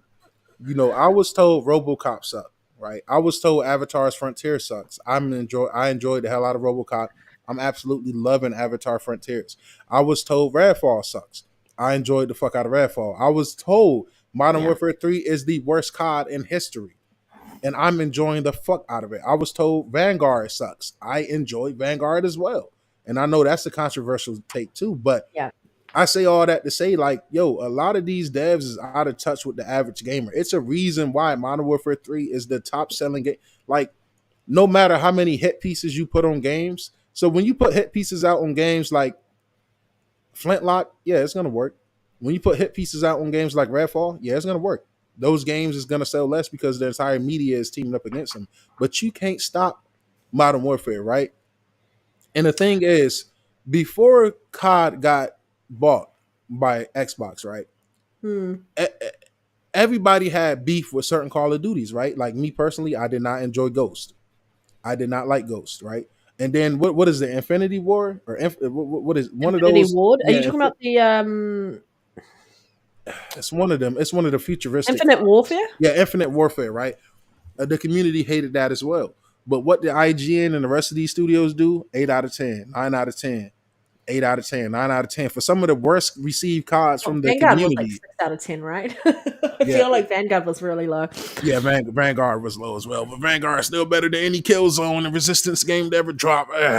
Excuse me. And I Yeah. mean, to talk about these like reviews and what people are putting up on there, like we talk about ignore reviews, play the game you want to play if you want to play it, enjoy it, etc., etc. Don't listen to everyone else.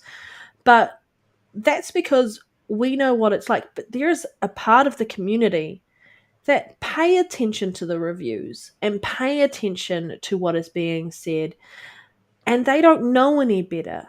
They they aren't aware of some of the discourse happening in the background. They aren't aware of the console warring. They aren't aware that people are just review bombing the crap out of things, and so it is frustrating for those people. That, in my opinion, but for the rest of us, generally, most of us know like you play the game you want to play, and you ignore the crap that goes on around you. Yeah, still frustrating to see though. Definitely still frustrating, man. And Uh, Force One vlogs. Just wait for Concord to release. I'm review bombing it. You don't even need to review bomb that oh yeah, game. it's gonna be That views game's on review bombing itself. Okay. yeah. See, The Farq, devs are this review is my bombing. love, Farq, man. like you said, Ghost is my least favorite COD as well. See, it's not just me, man, with these takes, yo. I mean, I think it's I mean, I definitely I own COD, and I mean, I own COD. I own Ghost, and I didn't even finish Ghost because I was like, this is yeah. bad. It's just not really a good game. Now, what I will say, right, Mm, is playing Modern Warfare 3 makes me happy and sad for Halo. It makes me happy because as much as I love COD and as good as COD feels, nothing feels like COD, but it also makes me realize nothing feels like Halo. yeah. Halo is so unique and different, but then it also makes me sad because the way Call of Duty can thrive during bad releases and good releases, it stays thriving. I want that so bad for Halo.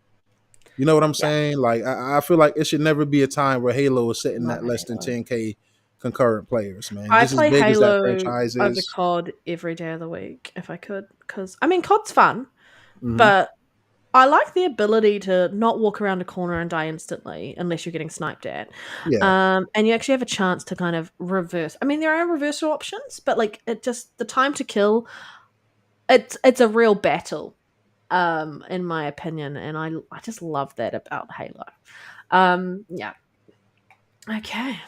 All right. I'm gonna quickly just go to the loo. I drank too much water. If you want to lead off our next topic and start us off, I would Definitely. much appreciate that. But thank you, everybody, watching the Aim Down Science podcast with co host Nero and myself. I will be right back. All right. So we talked about the Black Ops being, hated. So the next topic is gonna be my favorite guy. Spanish stepped away so I get to be unhinged. So could Xbox be buying a stake in Warner Bros. Gaming as they look to sell their gaming division? Let's fucking talk about it. Yo, Microsoft, pull the fucking trigger, yo. Fuck the FTC. Fuck the CMA. Tell them eat a dick.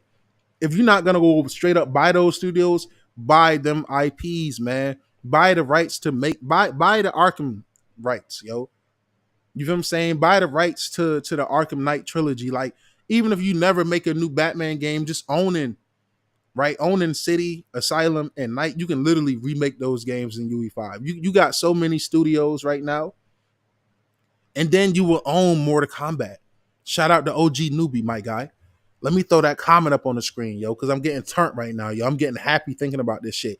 Mortal Kombat versus Killer Instinct would be fire, yo. Having NetherRealm be able to work on Mortal Kombat and have them help with a Killer Instinct game as well. Let's fucking do it, yo. That would be amazing, yo. I think they should definitely be because Sony is going to be aggressive with this. They might go buy something. You can't let Sony get the rights to them DC rights. I'm sorry, not sorry, yo. Right? Because as hard as I am about Xbox, yo, if you let Sony have the rights to being able to make Spider-Man games and Batman games, that's not a good look. So I definitely think that Xbox should do everything they can in their power to grab the IPs of Batman, to grab the IPs of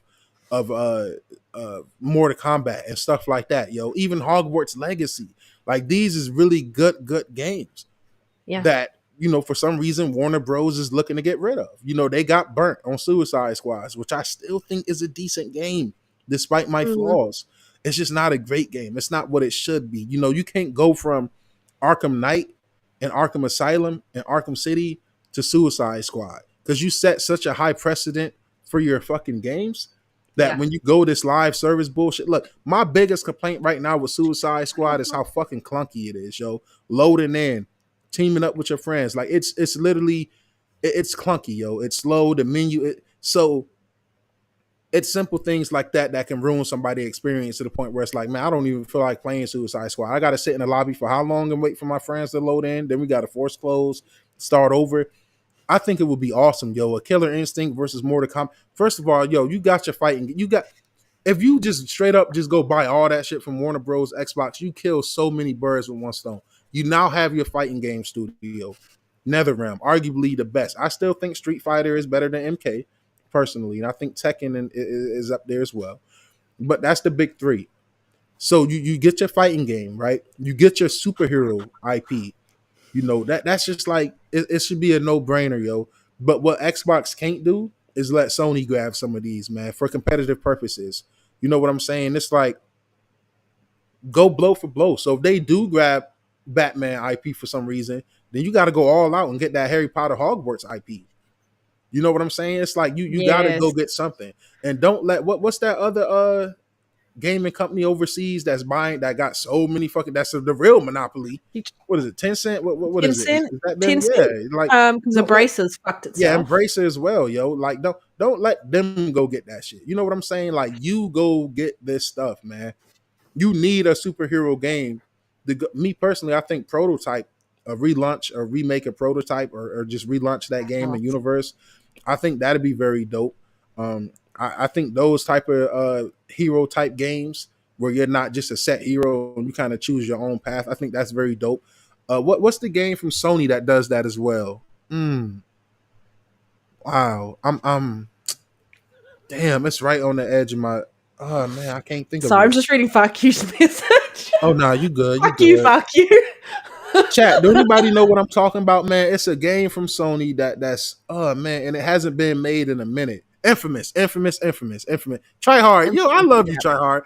Infamous, yo. You know, Yes. games like Infamous, games like Prototype, those are great games where you can kind of make your own story and Yogi, thank heroes you. and shit like that. So I think that'd be very dope, man.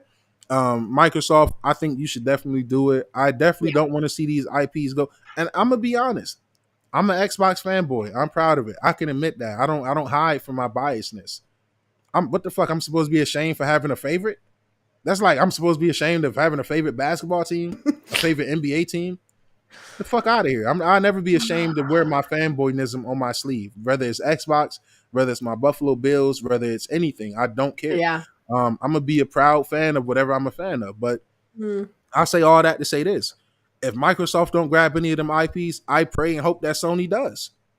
And some of my Xbox brothers might not agree with me, but if the Batman IP don't go to Xbox, it damn well better go to PlayStation. If the Hogwarts Legacy IP don't go to Xbox, it damn well better go to PlayStation. PlayStation better go ahead and grab them because Mm. Xbox and PlayStation is the only two gaming companies that I trust. That I trust with those IPs, man. Well, I feel like Warner Brothers itself, like whoever's looking after their gaming division, has been trying to follow trends, and people have been wanting a back to Arkham, like they want a Batman game, a proper Batman game. They weren't Mm-hmm. asking for the Justice League, kill the Justice League. They No wasn't, one was asking for that unless you're going to do a proper good. except for Reese. Yeah. Except for I know Gotham Knights is a good game, but people weren't really asking for Gotham Knights. There is a Wonder Woman game coming out, and I'm Nobody quite asked for that hesitant. either.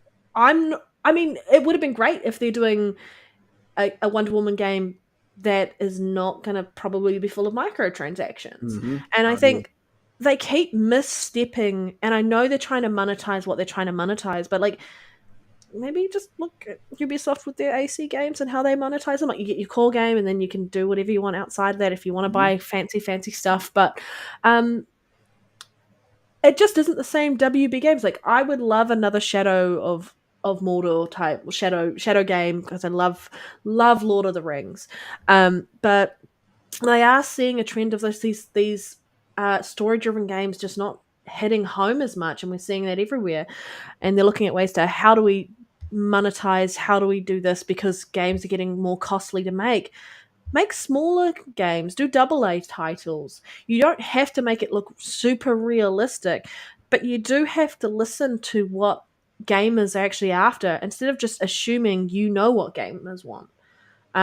We're very clear. Like if you're looking at some of the games that aren't doing well, that's because the market is just flooded Mm-hmm. and absolutely flooded with online multiplayer games. There's only so much time in our day, and there are only so many gamers, and it's getting to the point where there's just diminishing returns constantly in that space. And I do think that they do need to do something smarter, and I would like to see whether Microsoft can throw their head in the ring. Cool. Um, Anything to kind of make sure that these developers themselves, because they are really good developers, or these IPs do not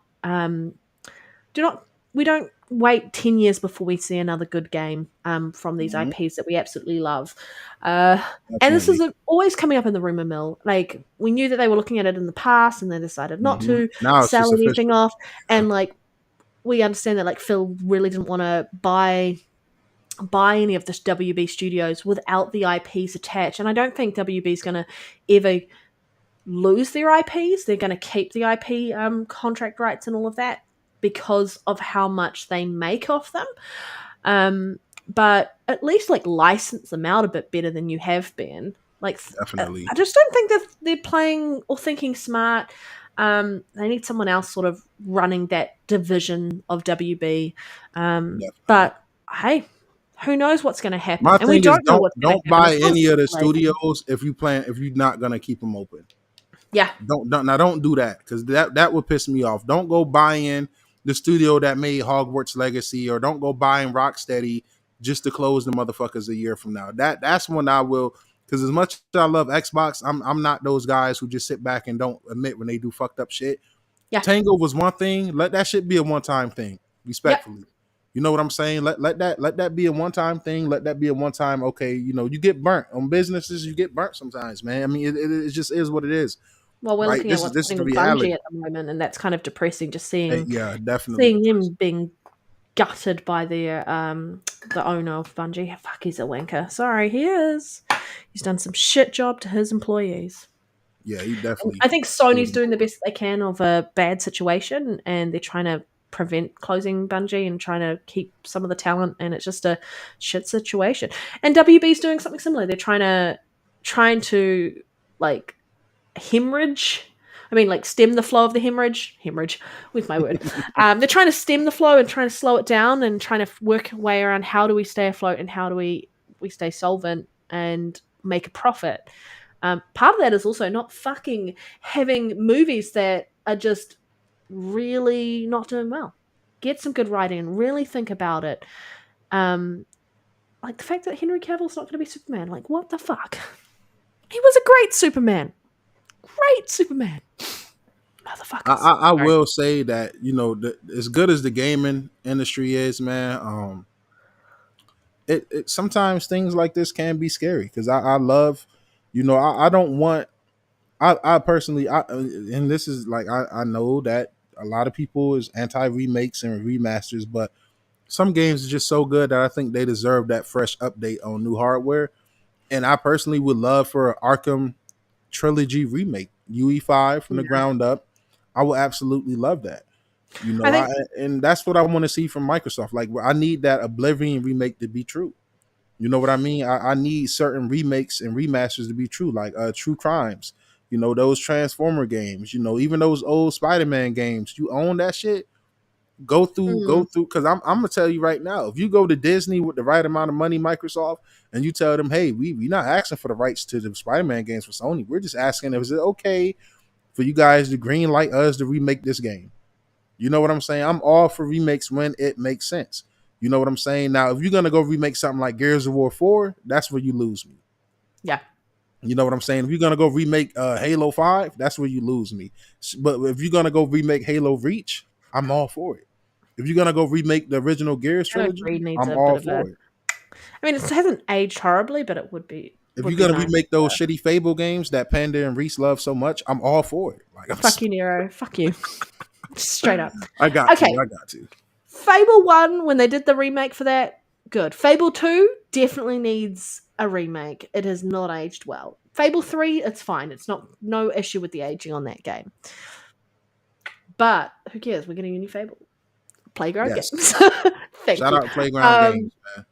I think Killer Instinct is probably not Killer Instinct. Oh my god, Mortal Kombat should, if they want to think about it, potentially sell off that IP to someone and Mm-hmm. maybe the studio. But I really see a hard time of them parting with IP that is so ingrained with Warner Brothers, which is anything Yeah. Harry Potter related. They ain't saying that. Anything DC, they're probably not going to get rid of. Um, but maybe just being smarter on licensing it out to other I'm companies. Yeah. hey Yobi, I'm okay with Fallout 3 being remastered and not a remake. And I'm gonna say that because it's real tricky depending on who you ask. You know what I'm saying? Like, okay, the Dead Rising Deluxe Edition from Capcom. they considering that a remaster. But if you do side by sides and even watch like the deep dives from those devs, they put a lot of love into that game where it can be considered a remake, right? You look at damn, what's the I just had the name of a remake on my the Mass Effect trilogy. They don't consider that a remake. They consider that a remaster, right? And look at so many improvements. Yobi, I know you know all the improvements. Well, I know You're like a Mass Witcher Effect One's fan going to as be well. a complete remake Yeah, see, slash I can't wait for remaster. that. It needed it. It Hey, definitely needed it. Witcher Witcher 2 One needed needed it. as well. Both of them. Oh, nothing like Witcher One though. I Witcher never One played never. Witcher 1. Which was because it only came out on PC. Okay. Never went to console. You know how I Instead, feel about PC. So it's janky AF. That's all I'm gonna say. hey, if I'm going by two is janky AF. Like, No, no, no, yo, no, no, no, no, no, no, no, no, no, no. one is another level. One is another level. Okay. Yikes. Number two, massive improvement. Yikes.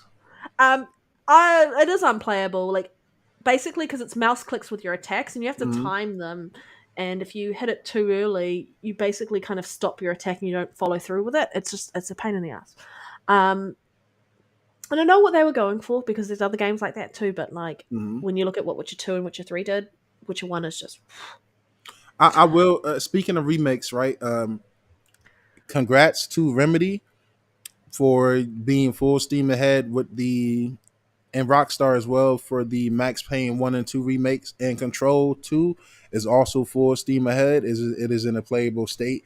And also I want to give a moment of silence for Remedy because Alan Wake 2 is still not profitable yet, which to me is absolutely insane because it is by far one of, if not the best game to drop this generation, especially for the survival horror aspect. And I absolutely love that game. which is Definitely why one of I my haven't game of the touched it years. because I don't like horror. Oh man, look, I'm you a gotta wuss. Panda, hey, put that shit on easy and just get in there. Just get in It's there. it's not the Get in difficulty. there. It's the horror part of I know, it. but kind of like if you put a horror game on easy, it's kind of like at least you know you're not gonna die when you get hit. Maybe I Like just you're gonna be turn the scared, music but all the way down to not hear any music, and I might be able to get through it. It's the music. It's so honestly the worst part of any yeah, horror is the I'm not music. gonna lie. The sound design in Alan Wake 2 is definitely gonna be terrifying. If you play that with, you know what? Yeah, never mind. It might not be for you. Now that I think about it, because the sound. Imagine Hellblade audio, but with fucking horror turned up to the max. I mean, That is Hellblade Alan Wake 2. audio, I have to be sober to play that game.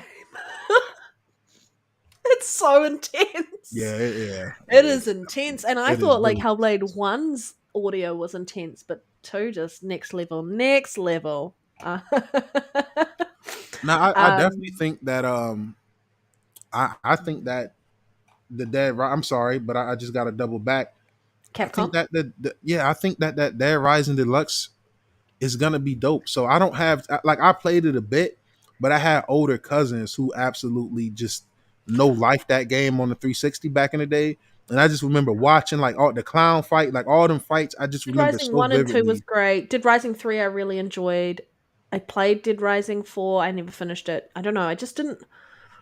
I need to go back and play that game. But I mean, like, if we're talking about remasters or remakes or anything, I think, oh my god, why can't I think of the game? I'm gonna And it try. had a part 3. It had a part 3. Mm, And you're running around collecting stuff in the maps. Oh my god, what is it? mm. Mm. And it had Terry Crews in the third one. He was the character you could Crackdown. play. Yes, Crackdown 1 and 2 need a remake. I love you, Nero. Oh, now you're welcome, Panda. I got your back. Yeah, I do love you. Thank you. Thank you so much. I definitely think those games You're need a good for remake. something. I know, right? I'm not good for much. I'm not good for much. I'll admit that. But I'm Hi, good for helping Bumpy. people Good during to see brain you. farts. I agree 100%. I honestly, and hear me out, I think that you should give the Crackdown IP to the Coalition if they want it. The Ooh. Coalition behind Crackdown, come on, man. Stop playing with me, yo. Oh, The don't Coalition remaking tease me Crackdown like 1, that. like, hey, I'm happy you agree because I had this talk with those two pieces of shit friends of mine, Reese, Lyric, and they was like, nah, I don't know. Coalition don't Go need to for crack. you. Man, listen, Crackdown going to the Coalition would be the best thing since toilet paper, my guy. Like that would be fire. Like I would absolutely love Yeah. that. And I agree. Yeah. I think because my personal favorite is the original Crackdown. Yes. Just because when it dropped and where it hit for me, where I was at in life, like that was just a really dope game, and it just distracted me as a kid. And I would absolutely love for those games to get remade, man. UE5, I'm all for it, yo. I'm definitely all for it. They were hard too. Like, Oh, definitely. yeah, they were hard. I just loved It running was. around collecting orbs. That's all Oh I did. yes, all the Like, orbs who to the jump fuck higher played and the stuff like that. story? I was like, I'm collecting orbs. And you notice this tangible difference when you upgraded stuff. You're like, damn, this makes a You know massive what, difference. You know what, Panda? Like, thanks to you, I got Vampire Survivors installed. Um, I kind of want to own this game. I'm gonna grab it when I own it. It's a few I, bucks. I know, right? And It's a few bucks that I don't have, but I do plan. I'm gonna go ahead and grab that. yeah, get And it. I'm gonna grab the DLC as well because I'm not gonna lie, I've been playing her in the pod I and this mean, shit is addictive as fuck. I think if Warner Brothers is worried, I'm going back to Warner Brothers, sorry, about what's happening, Microsoft just buy some shares. Get a Definitely, stake in that and do it that way. Because then you'll still see the dividends at the end of the day. I Sort agree. it.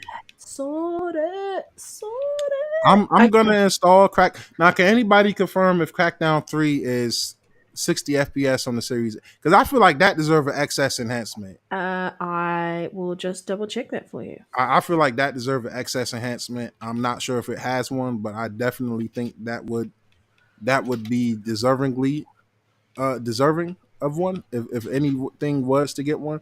But who knows? Uh, Maybe it is in the works. Maybe one day, Panda, they'll listen to us, and maybe one day we'll get our much sought after Crackdown I trilogy think it's remake. FPS boost. Okay, well, So I'm double. gonna Oh no, maybe not. Where is it? Crackdown 3. Maybe I can't. Maybe I'm just going crazy. because I had it installed recently, but I'm I think it's definitely gonna capped. install No, it I think back. it's capped.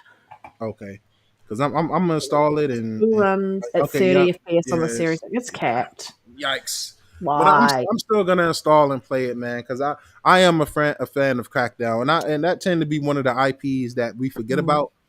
I know I personally be forgetting about it a lot. That's one of our own IPs, but I like yeah. Crackdown, and maybe I'll do and chat. Let me ask y'all something. How would y'all feel about retro reviews from me? Because people be like, oh, like even me, my reviewing Modern Warfare, dude was like, better late than never. Look, first of all, bitch, it's never too late for a real review, my guy. Like when you got IGNs and everybody out here doing hit pieces on great games just to push certain agendas and shit, like screw them. You know what I'm saying? It's never too late for a good review, but I would like to review some like some classic games, some 360 games and shit like that. I just need to know if that's something that people would be looking forward to. All right, Yobi said Crackdown 1 is 4K 60 on this. Okay, hold on, let me see if I own Crackdown 1. I gotta install that. I own it and So, Crackdown so 2. what? So what do Yeah, we got, Yobi? It's FPS boost to get to that and 1X. probably. Yes. Okay. Oh yeah, I do own. I'm about to install that. Like I miss Crackdown. Crackdown is such a good game, yo. I really do miss that game, yo. And that's my favorite, man. Okay. Facts, FarQ. Yeah, yo, FarQ said review everything there. Yo, I love FarQ, man. Yo, I love the community, man. Shout out to the chat. Shout out to everybody that's been in here, man. So the next topic, man, because I know Panda, you getting out of here soon. I know. But look, I we get have to hangry, talk. okay? What are you Yeah, she saying? get real hangry, yo. So we got two topics, and I'm not gonna take no more Panda time after these topics. So we got Panda for 3 more hours, guys. Because I'm gonna spend about 1.5 on this next topic. Okay, so Sony sold 2.4 million units of the PS5 during the April through June. The pace is slowing down. Trouble in Paradise? Question mark? Question mark? Down 44% from the last quarter prior. How do you feel about Sony only selling 2.4 million consoles? Now, people say that it's such a great console and this, that, and the third. Woo, woo, woo, woo, woo, woo. You know what I'm saying? But Yeah. themselves is starting to slow down. I have a couple takes, but I would love to hear your opinion first. Fuck you, Sony. No, I'm kidding. That's all I gotta say. No, I'm kidding. I think it's interesting, and I talked about it last week around like the economic climate we're in. But no one's buying hardware the way they used to. Hardware is not king anymore. Everyone's on their mobile. Everyone's on their Mhm. handhelds. Everyone's on PC to some degree. Everyone's streaming, and like we're seeing that as a whole. I'm not surprised, and they dropped their projection for their hardware targets for sales, and they still didn't meet them. And so we're Yikes. seeing a decline not just on PlayStation. We're just seeing a decline on Xbox. There's still a decline happening in Switch, but Switch has been around forever, so that you're expected to see declines. They just sell ridiculously anyway.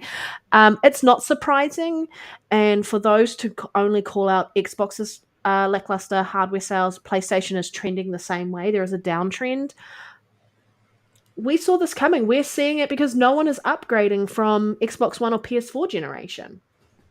The Yep. ones that are eventually upgrading, we just can't afford to. It's just the reality of the situation. There's a recession happening all over the world, and people are like, food or video games. All right, I'm gonna food, or else I can't play video games because I won't be Mhm. alive any longer. And so that's just the reality of the situation. I have just so many thoughts, and I Despite what think, people want you to think online, times do get hard. and It does get and tough out here I sometimes. really just want to point out the fact that we're 4 years into a generation. This is going to naturally happen over time. It's probably Yep. happening sooner than they were expecting it to happen. At the decline, it's happening, and that's on all sides. But it's the nature of the beast, and it's just a thing that's happening. People. Oh, I had a take and I was going to add it and I've just lost it. What was my other thought? Oh, that's my brain It'd just be like that. dying. It'd be like But it's just, if we're looking at like attachment rates, people aren't buying the software as much as the hardware. Hardware is no longer a thing anymore. It's monthly active users. What PlayStation had, 160 something monthly active Mhm. users. Xbox and PC, so Microsoft itself, 500 million active users. Like, this is where that ABK deal comes into play, and people are like, they're not going to get a return on investment. They're trying to split out the revenue price costs and such around, like, well, PlayStation's got this revenue, but Xbox has got this revenue, and if you tack on, well, then we'll separate ABK. And I'm like, no, they're all one revenue now because they consolidated it that way. We heard the monopoly talk, and it's a monopoly now as far as everyone else is concerned.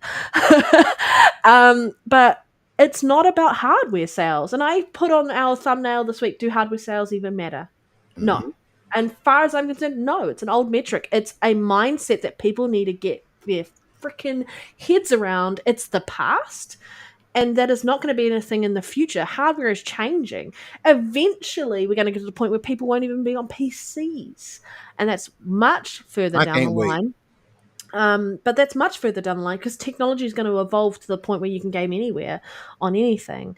And the dedicated hardware that we're used to, the way that we're used to gaming is very much going to change. And that also means the metrics we use are going to change. So I'm not surprised hardware sales are in a decline at all in any way, shape, or form.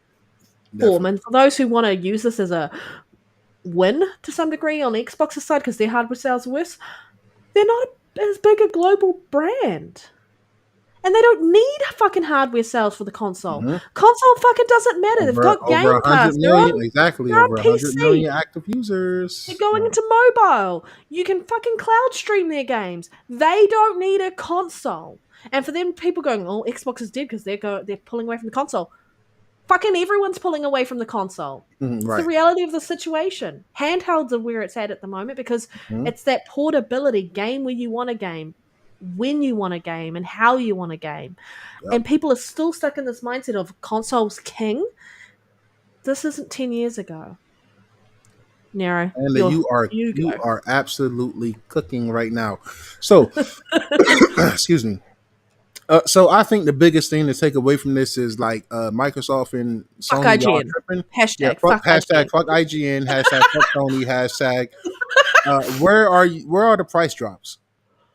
Right? We need permanent price drops. I honestly think the Series S should be sitting at 199 for the holiday season, maybe 250 at the max. I think that definitely deserves a really, really steep price drop. I think Yeah, the correct. I Go think the ahead. PlayStation 5 definitely needs a price drop as well, especially since they lied about this, that, and the third. It's definitely underpowered. It's definitely it was in beta for the longest. You know, you had to patch in VRR support, shit that we have support at the hardware level. They had to get patched in support for that. You know, widescreen had to get patched in. 1440p support had to get patched in. VRR had to get patched in.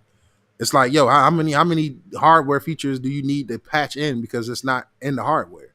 So Yeah, I think permanent price drops would be nice. Personally, I don't think it's not happening this year. making pro consoles is the wave.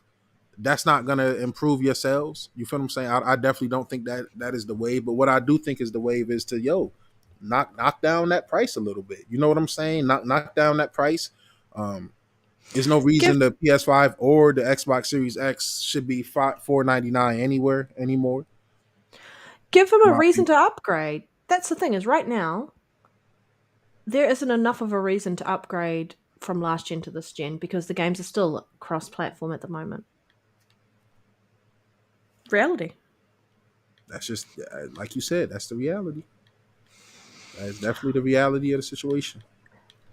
I don't know why would they keep in the chat. I'm really sorry. I'm going to have to call this out. It's not the PS5 Pro. Okay, it's the PS5 remaster. They're remastering the PS5, so you do get better visuals, all of that, but it's not a pro, it's a remaster of the original console. I'm going to stick to my guns and I'm going to say it and call it as it is until I die. I'm going to die on that hill. But who knows where that console is, to be honest. I don't even think PlayStation knows. We might hear about it in September. Apparently, there's a rumored PlayStation show in September, according to some people.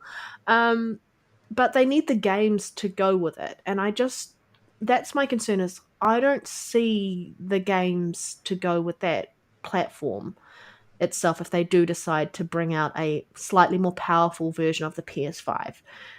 Because if they did, then you probably would have seen it already. Their roadmap, they have a roadmap. It's just looking a little sad. It's a lot of live service games. Sorry, I'm about to cough. Hashtag Coffin Panda. Oh my god, I'm so sick of this cough. It's like tickly in my throat right now, so it's awful. But their roadmap's looking a little lackluster. They've got all these live service Mhm. games that they're That's flopping by the handful, like not flopping by the doing day. well on. And there's a rumor that Marathon's going to be delayed. And so there's just a lot happening in that, and it doesn't feel like Sony is like firing on all cylinders. And so it would be kind of sad to deliver a product and not have the games to kind of go, this is why you upgrade. We have the games. It is going to make these other games that you bought more performant. We're not going to charge you to get better performance out of your console that you purchased, like we did moving from the PS4 to PS5, because I think that's the biggest L that they could take. If they did that a third time, I'll be like, go fuck yourselves. They'll be dead in the water, in my opinion. But yeah, I just don't see a PS5 Pro. I just don't see it. I mean, I don't see the need for one. I mean, I, I I mean, now it me might have been now. in the works at some point, but Mhm. I mean, what the sales decline, and if it is in the work, I think you cancel it, yo, before it get too far I ahead. think But I I think they think it will. might be too late. If the rumors is true, it might be too late. They might be all in. So Well, there's the rumored developers with dev kits.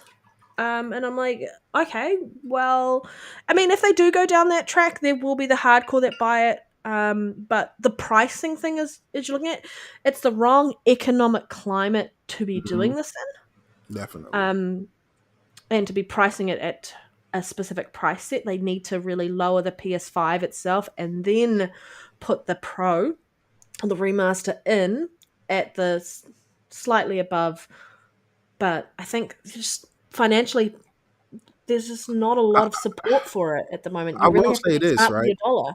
And this is selfish of me to say, but I hope the PS5 Pro is legit because I plan to get a PS5 later this year. Hopefully, that can be a birthday gift to myself, preferably before my birthday. But if I get a PS5, I would love to get a PS5 Pro, knowing that my Series X is the most powerful console in the world on the market.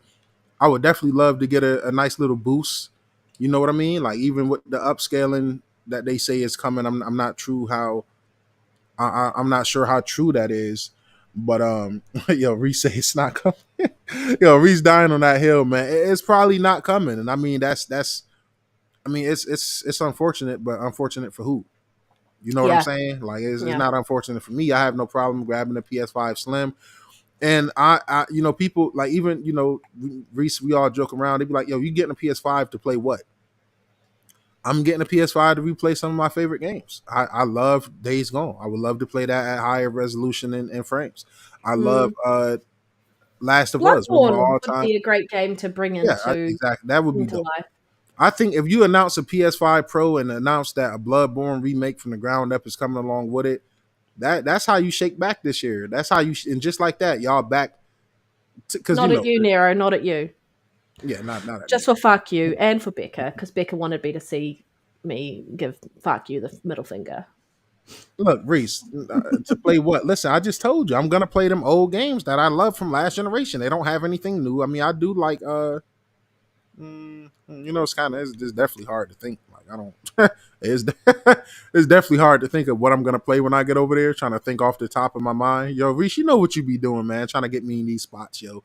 But I Um, I think I I don't know, man. It's tough with those sales being down. I just for everybody that celebrate console sales, they was pretty quiet about this. I mean, You know what I'm all of their saying? hardware hasn't been smartly launched, like the PlayStation Portal. The fact you have to stream, the fact that Mhm. there's no Bluetooth enabled in it, so your headphones that you bought at the beginning of the PlayStation generation that were PlayStation themed ones, whatever, aren't compatible with the PS Portal unless you like wire them in. Like, what the fuck? The Right. fact that it took like the sales were quite sad in relation to the PSVR 2 and it's now gone to Horrible PC but it was sales. too late going to PC. So I don't have a lot of hope around them going and looking what's happened with their launches and going, all right, let's deliver a PS5 a Pro. I think it's not needed at this point. I think you should focus on the next gen and I delivering a agree. next gen handheld that is not the Portal, because the Portal equivalent, it feels like, when you're like those you're like, I can't wait to see this person, and then you see them as a cardboard cutout and you're like, oh, it's lackluster, and I'll just push it over, it just feels flat. That's exactly what the Portal felt like to me. It Yo, didn't. I was Reese, like, you're such do a a hater, proper yo. Like you're such a fucking hater. hard. Such a hater. Hey, yo, Reese, let me ask you something. How's that Jedi Survivor going? Or that Alan Wake 2? Or that Flintlock? Or that Kinitsu? Oh, okay. Seems like you need to focus on your backlog, sir. Don't worry about me playing Oh, fucking the remakes. slander is Like, real. The don't worry about slander me is playing remakes, you son of a gun. Like, don't worry about me. I play what I want. I play what I want. I play what I want. I do what I want. I play what I want. Mind your business, sir. All right. all Get out my right. backlog. Get off my Xbox. Like, don't worry. Oh, listen, what I'm playing right now, Vampire Survivors. This shit is crack, yo. Like, I'm for you, Panda. I'm going to dedicate an entire day just playing Vampire Vampire Survivors Survivors. and watching Avatar. Yeah, you watch Avatar. Yeah, yeah. Okay, it is a good game. It is a good game. Okay, I I agree mean, though that there would be some games that would benefit from a pro around the frame rate, but again, I don't think you're going to get enough of a frame rate advantage from a pro because you might only get an additional slight boost in relation to yo, the fuck you, CPU, Reese. but they can't vastly change. The main thing that they'll be pushing is maybe the GPU. The Yeah. CPU wouldn't vastly change because there has to still Well, have the compatibility between the two systems, right? what about they in house super resolution upscaling technique? Yeah, well, that's I true. think I I mean, think if Microsoft just launched their one too, yeah, right? and theirs is really fucking good. According to Digital Foundry, they did a hell of a job at it, and I absolutely can't wait for them to implement it on Xbox, or maybe they saving it for the next generation to work out all the kinks and stuff like that. So It's going to be really helpful in the Series S. I think that's going definitely, to be where definitely. it's going to shine. Um, but yeah, just not surprised. Not surprised. Okay. So for our last topic, we gotta touch on the Xbox handheld. Yo, shout out to how you pronounce his name, Loot. Clute. I ain't I gonna sh- lie. I don't know if Clute is in the chat right now. He might not be. Yo, I love that guy. Yo, he be holding them people feet to the fire. He don't back down. He's respectful. He share facts. I'm a big fan of Clute. So if you hear this or you see this, yo, keep up the good work. Keep up the good work. yeah.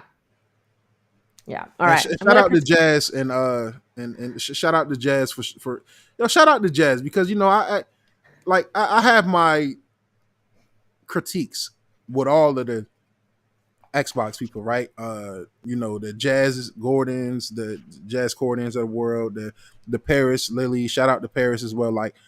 But when I criticize them and critique them, it's just Yeah. because when they use their big voices and it's like they kind of fall for some of the gloom and doom sometimes, it's kind of frustrating.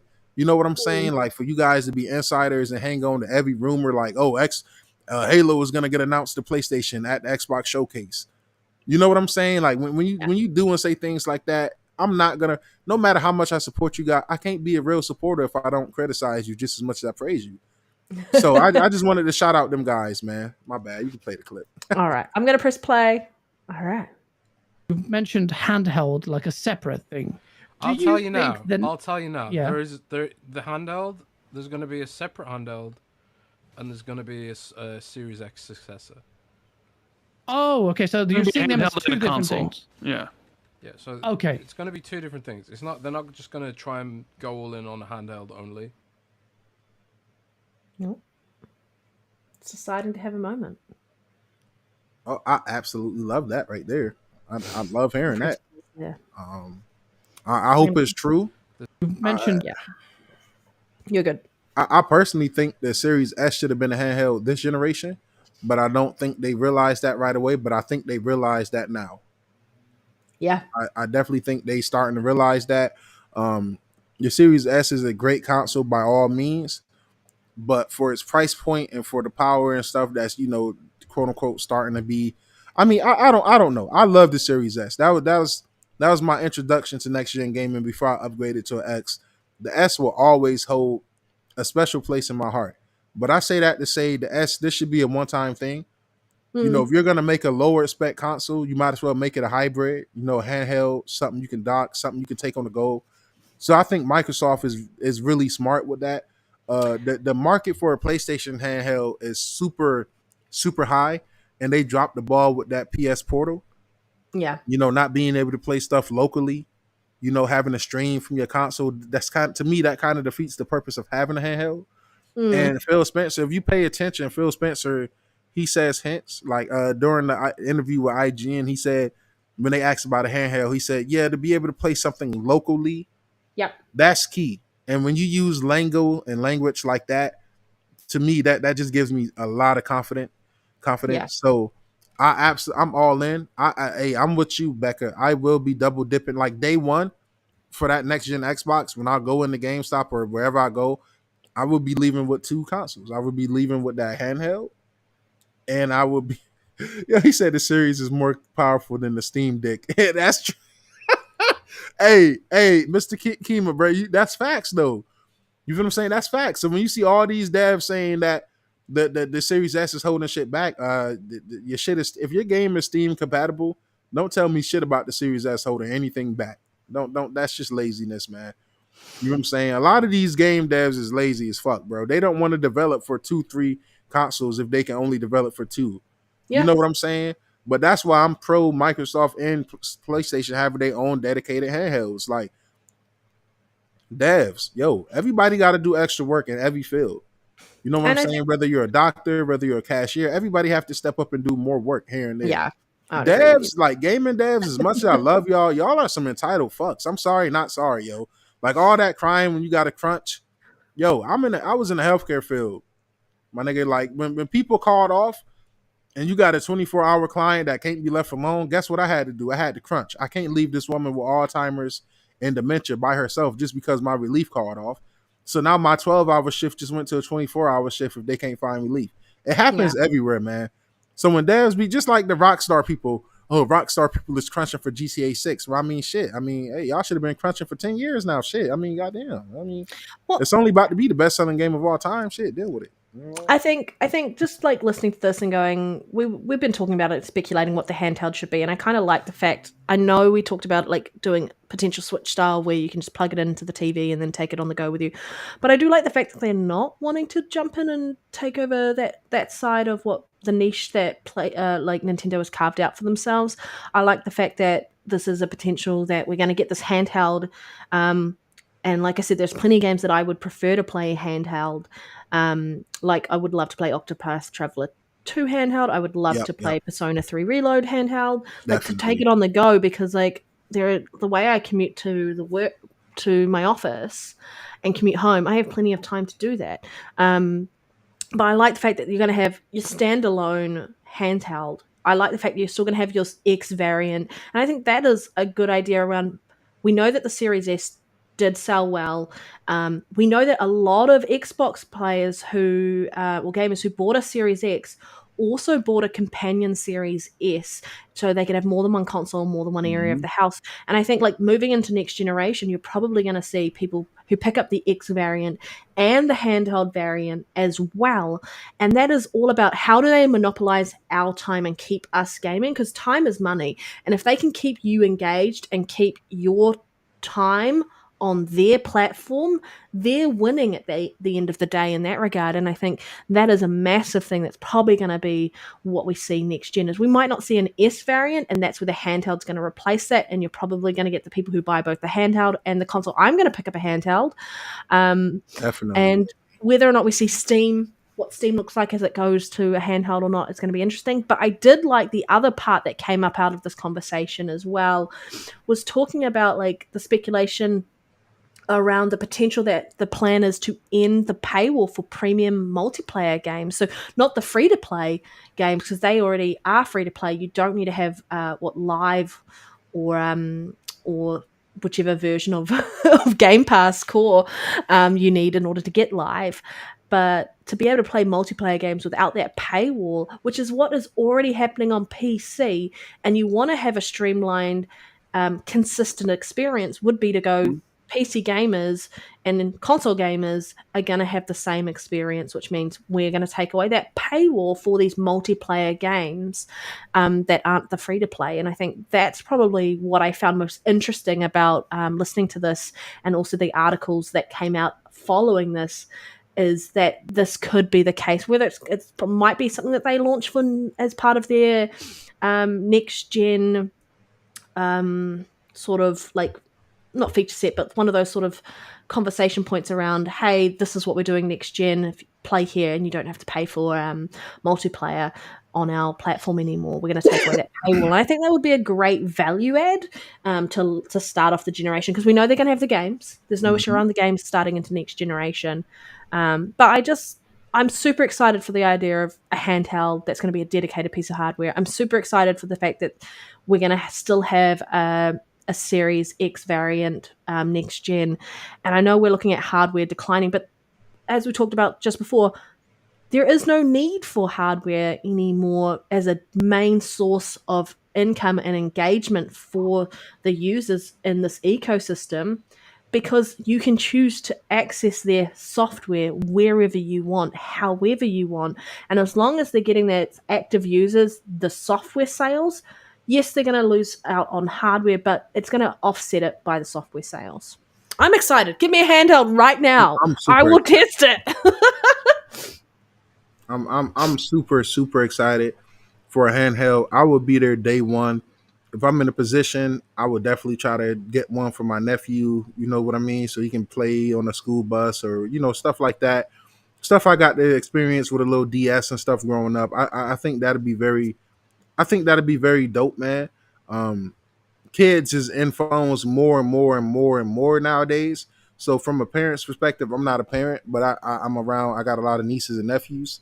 So my sister being able to hand my nephew a handheld instead of her phone, so he can go play. Especially if you put apps on there, you can watch YouTube. Like I just think that'd be. I think that'd be very dope, man. I think a lot of people would double dip, Yeah. and I think they should definitely brag about being able to play without internet. You know what I'm saying? Like maybe have a commercial where this would be a dope idea for a commercial, right? This is why they need to hire me. Hashtag hire Nero at Xbox.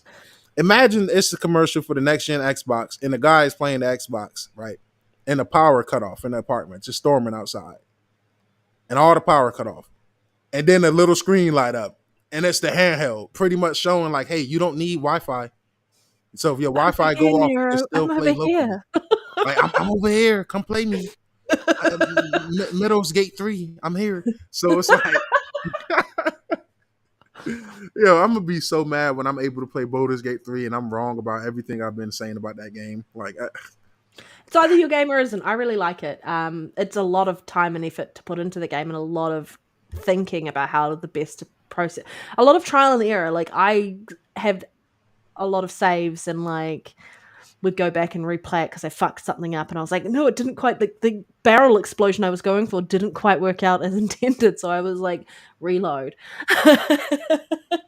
But yeah, no.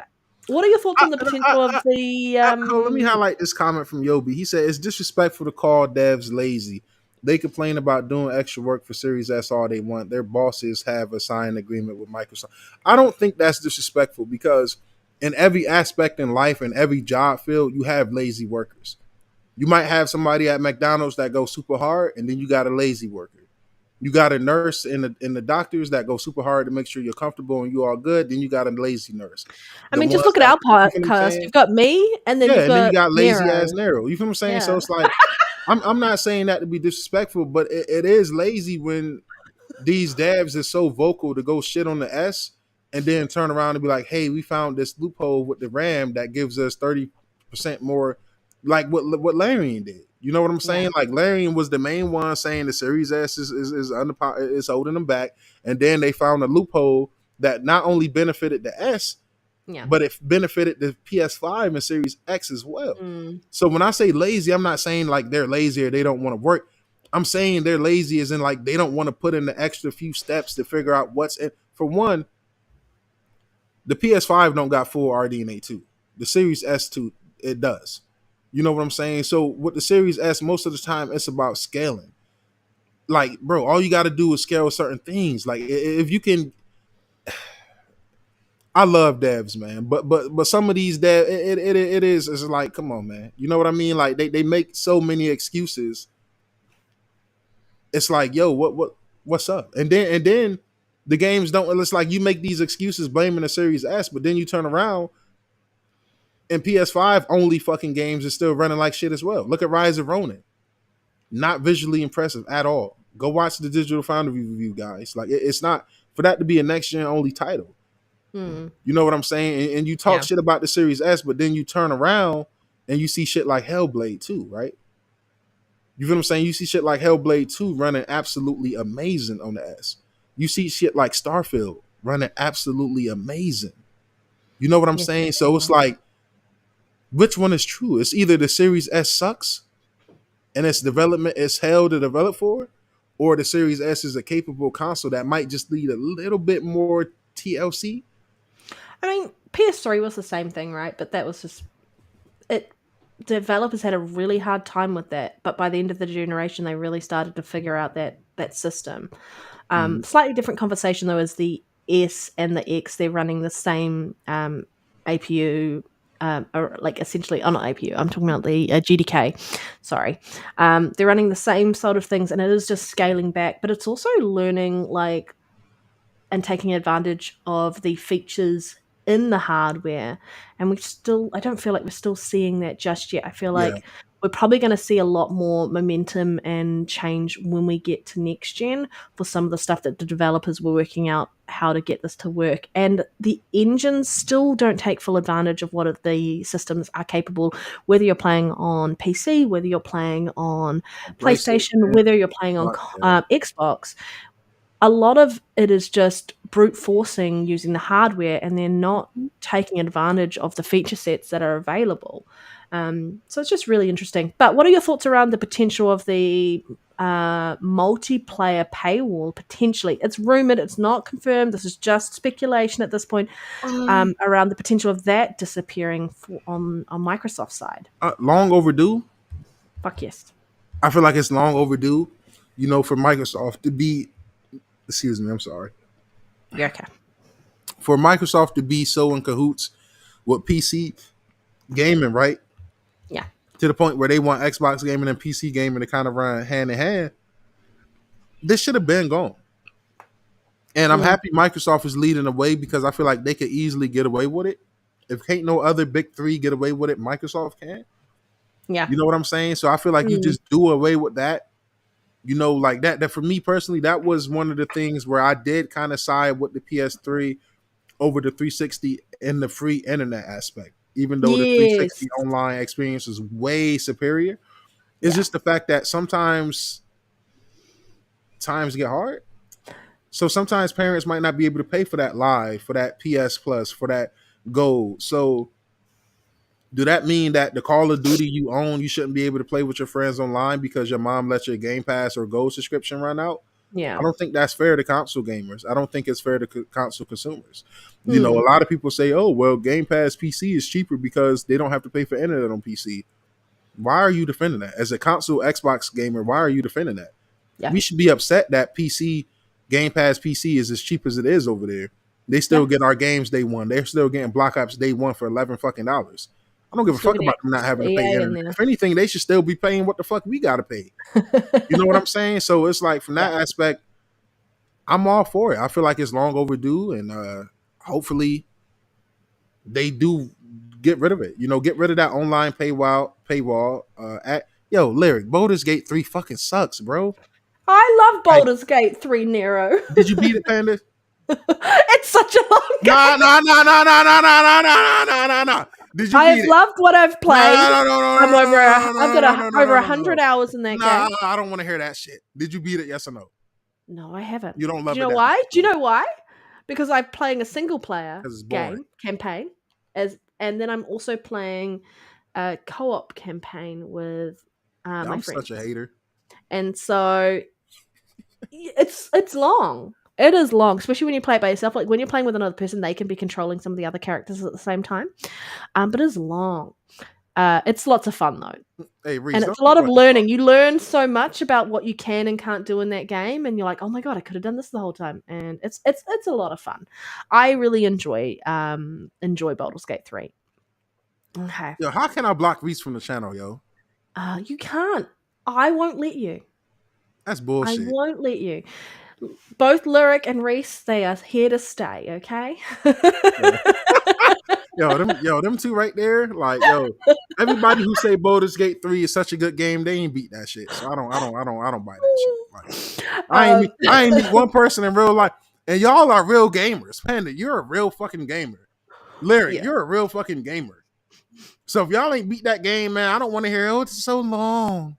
It's so long and hard and drastic. It took me over 2 years to finish Valhalla, okay? But that's a great game. Valhalla definitely better than Baldur's Gate 3. Let's be honest. You haven't played it. You can't say it's better. I played it in my heart. I played it in my mind, yo. You played it with your eyes closed. I played it in my heart, yo. Hey, yo, listen, yo, B, yo, like word is bond. I played that shit in my heart. Like every time I look at Baldur's Gate 3, you are so lucky you've watched The Matrix. Like you're so lucky you've watched The Matrix. If you hadn't watched The Matrix, why are we doing a show? Hey, Parky, what's your cash at, man? He said, Nero, send me a few dollars. I'll get rid of them. Yeah, I need Reese and Lyric going tonight, yo. You know what I'm saying? I need them going tonight, man. You know what I'm saying? Like, I need them boys out I'm here. hungry. I'm getting hangry now. Yeah. When she get hangry, man, I get assaulted. When listen, when the podcast ends, this is what you guys don't see, yo. When the podcast ends and we go longer than expected, yo, the way Panda talks to me, the things she says to me, the things I see. Yeah, see the scissors coming out, yo. She threatened to cut my locks. She threatened to cut my beard, yo. It's every tough, time man. we go over, he loses one more dread. I lose it, yo, and I definitely be losing dread. I'm like, yo, what the fuck, yo? I woke up with one of my dreads in my pillow. I said, yo, what the fuck is Panda doing? Like, yo, what type of voodoo? Like, lol, great show, yo. I want to say, man, it is absolutely. See, now I got to give my long leaving speech. Yes, you do. All right, here we go. I'm gonna try not to get emotional. It is so good to be back. It is so good to be back. I absolutely, just ignore her and focus on my voice, everyone. It is so good to be back. Me and Panda extremely appreciate you guys. Me and Panda love y'all, yo. We could have easily pulled one of them moves where, when Rhetri took a step back to focus on his family, we could have easily said, yo, let's just say fuck the pod, maybe try again years later. We love you guys so much. We say, yo, we're going to stick with it. We're going to ride until the wheels fall off. I love you guys. I We're appreciate gonna ride all until the you're support. bald because I can't afford you. I'll make you Rhetri in no time. Rhetri would love that. Yeah, Rhetri was such a hate. Like he would look at my long, luscious locks and his bald head and be like, "Yo, I hate that." I know. I was reading his mind. But we appreciate all the support, man. We do this because we love you guys. We love the community. We love what we're building here. Yeah. Check out the reviews I do. I got a review for Call of Duty Modern Warfare 3. Please drop a like, drop a comment, share it out. You know, it really helps. Every like helps. Every comment helps. Guys, please like this as well. It means the world to us. We appreciate you all. Next Gen Nero on everything on Twitter. Like I said, if anybody want to hook me up with that trash ass Baldur's Gate 3 so I can be wrong about it, Hook him up with Vampire JaymarleyTV Survivors instead. is it? Yeah, hey, Vampire Survivors. Hey, It won't hurt definitely. your Hey, wallet as much. I ain't gonna lie, yo. Somebody can definitely send me them Vampire Survivor DLCs. Yo, Reese is sick. He is so ignorant. He is so ignorant, yo. Like I really, yo, Reese is such a. Hey, Reese, 1v1 me, 1v1 me in COD. 1v1 me, man. That's how we gonna solve this shit. 1v1 me, man. I'm pulling the sensei. 1v1 me, man. 1v1. You know, I shouldn't be laughing this much. It hurts in the sense of I will end up coughing to death. That's why I've been trying to make you laugh so much. Yeah. But yo, Next Gen Nero on all platforms, man. We appreciate all the support, man. We love you guys, yo. I'm gonna pass it over to Panda. Thank you all every week, every day. Love all of you, whether you're on Twitter, Xbox, PlayStation. The hashtag PC. Make Therapy Sonic is sick, yo. Y'all ignorant as fuck. Like, all right, let me explain before that. I'm in the same. I'm in the same. Cutting me off. I'm gonna let you finish, but I'm gonna go now. Oh, no! Don't go! I'm sorry. I'm done. I'm not. Nero, you can. No, that's what they do, Panda. That's how they get me. They slander me, and then they slander Sonic. Remember, and then I I'm get all angry, unhinged. people. Give me some love. And I get unhinged. I'm done, yo. Panda, take it over. I'm done. Thank you all so much. We might have some news about a potential new panel member sometime in the next short while. So wait to hear about that. But and he's amazing too. He is amazing. He is fantastic. Yep. I've already cut all of his dreads off. He's gonna fit right in. Panda got a fetish for cutting dreads, you guys, if you haven't noticed. I always wanted dreads. Oh, I would love to one day. But we appreciate you each and every week, and we just love our community. We love gaming, we love laughing, and join the community game nights. I'll be online after the show, but it'll be one player because I need to rest my voice. But just thank you all so much. Each and every one of you. We just love it. It's long. Panda's quote of the day. It's long. Okay. It is my quote of the day. It is long. You will never hear me say that usually. I'm long. It's how you use it. Okay. No, I'm kidding. It is how you use it. It is how you use it. But thank you. Motion in the ocean. Thank you so much. Oh my god, we're never gonna finish the show at this point. I'm never gonna have my lunch. All part of my plan. Just hit that like button, share it out, leave some comments, in the chat, in the actual episode as well. If you want to put, hashtag Nero beating Sonic for once, please do fuck so. You guys. He loves it. He does. He really does. And any post he puts on Twitter, just you just spam him. Go for it. You will get blocked. Thank you all. We're gonna head on out. We will be back next week. Have a great one, everybody, and take care. Yes. Bye. Guys, in the next one.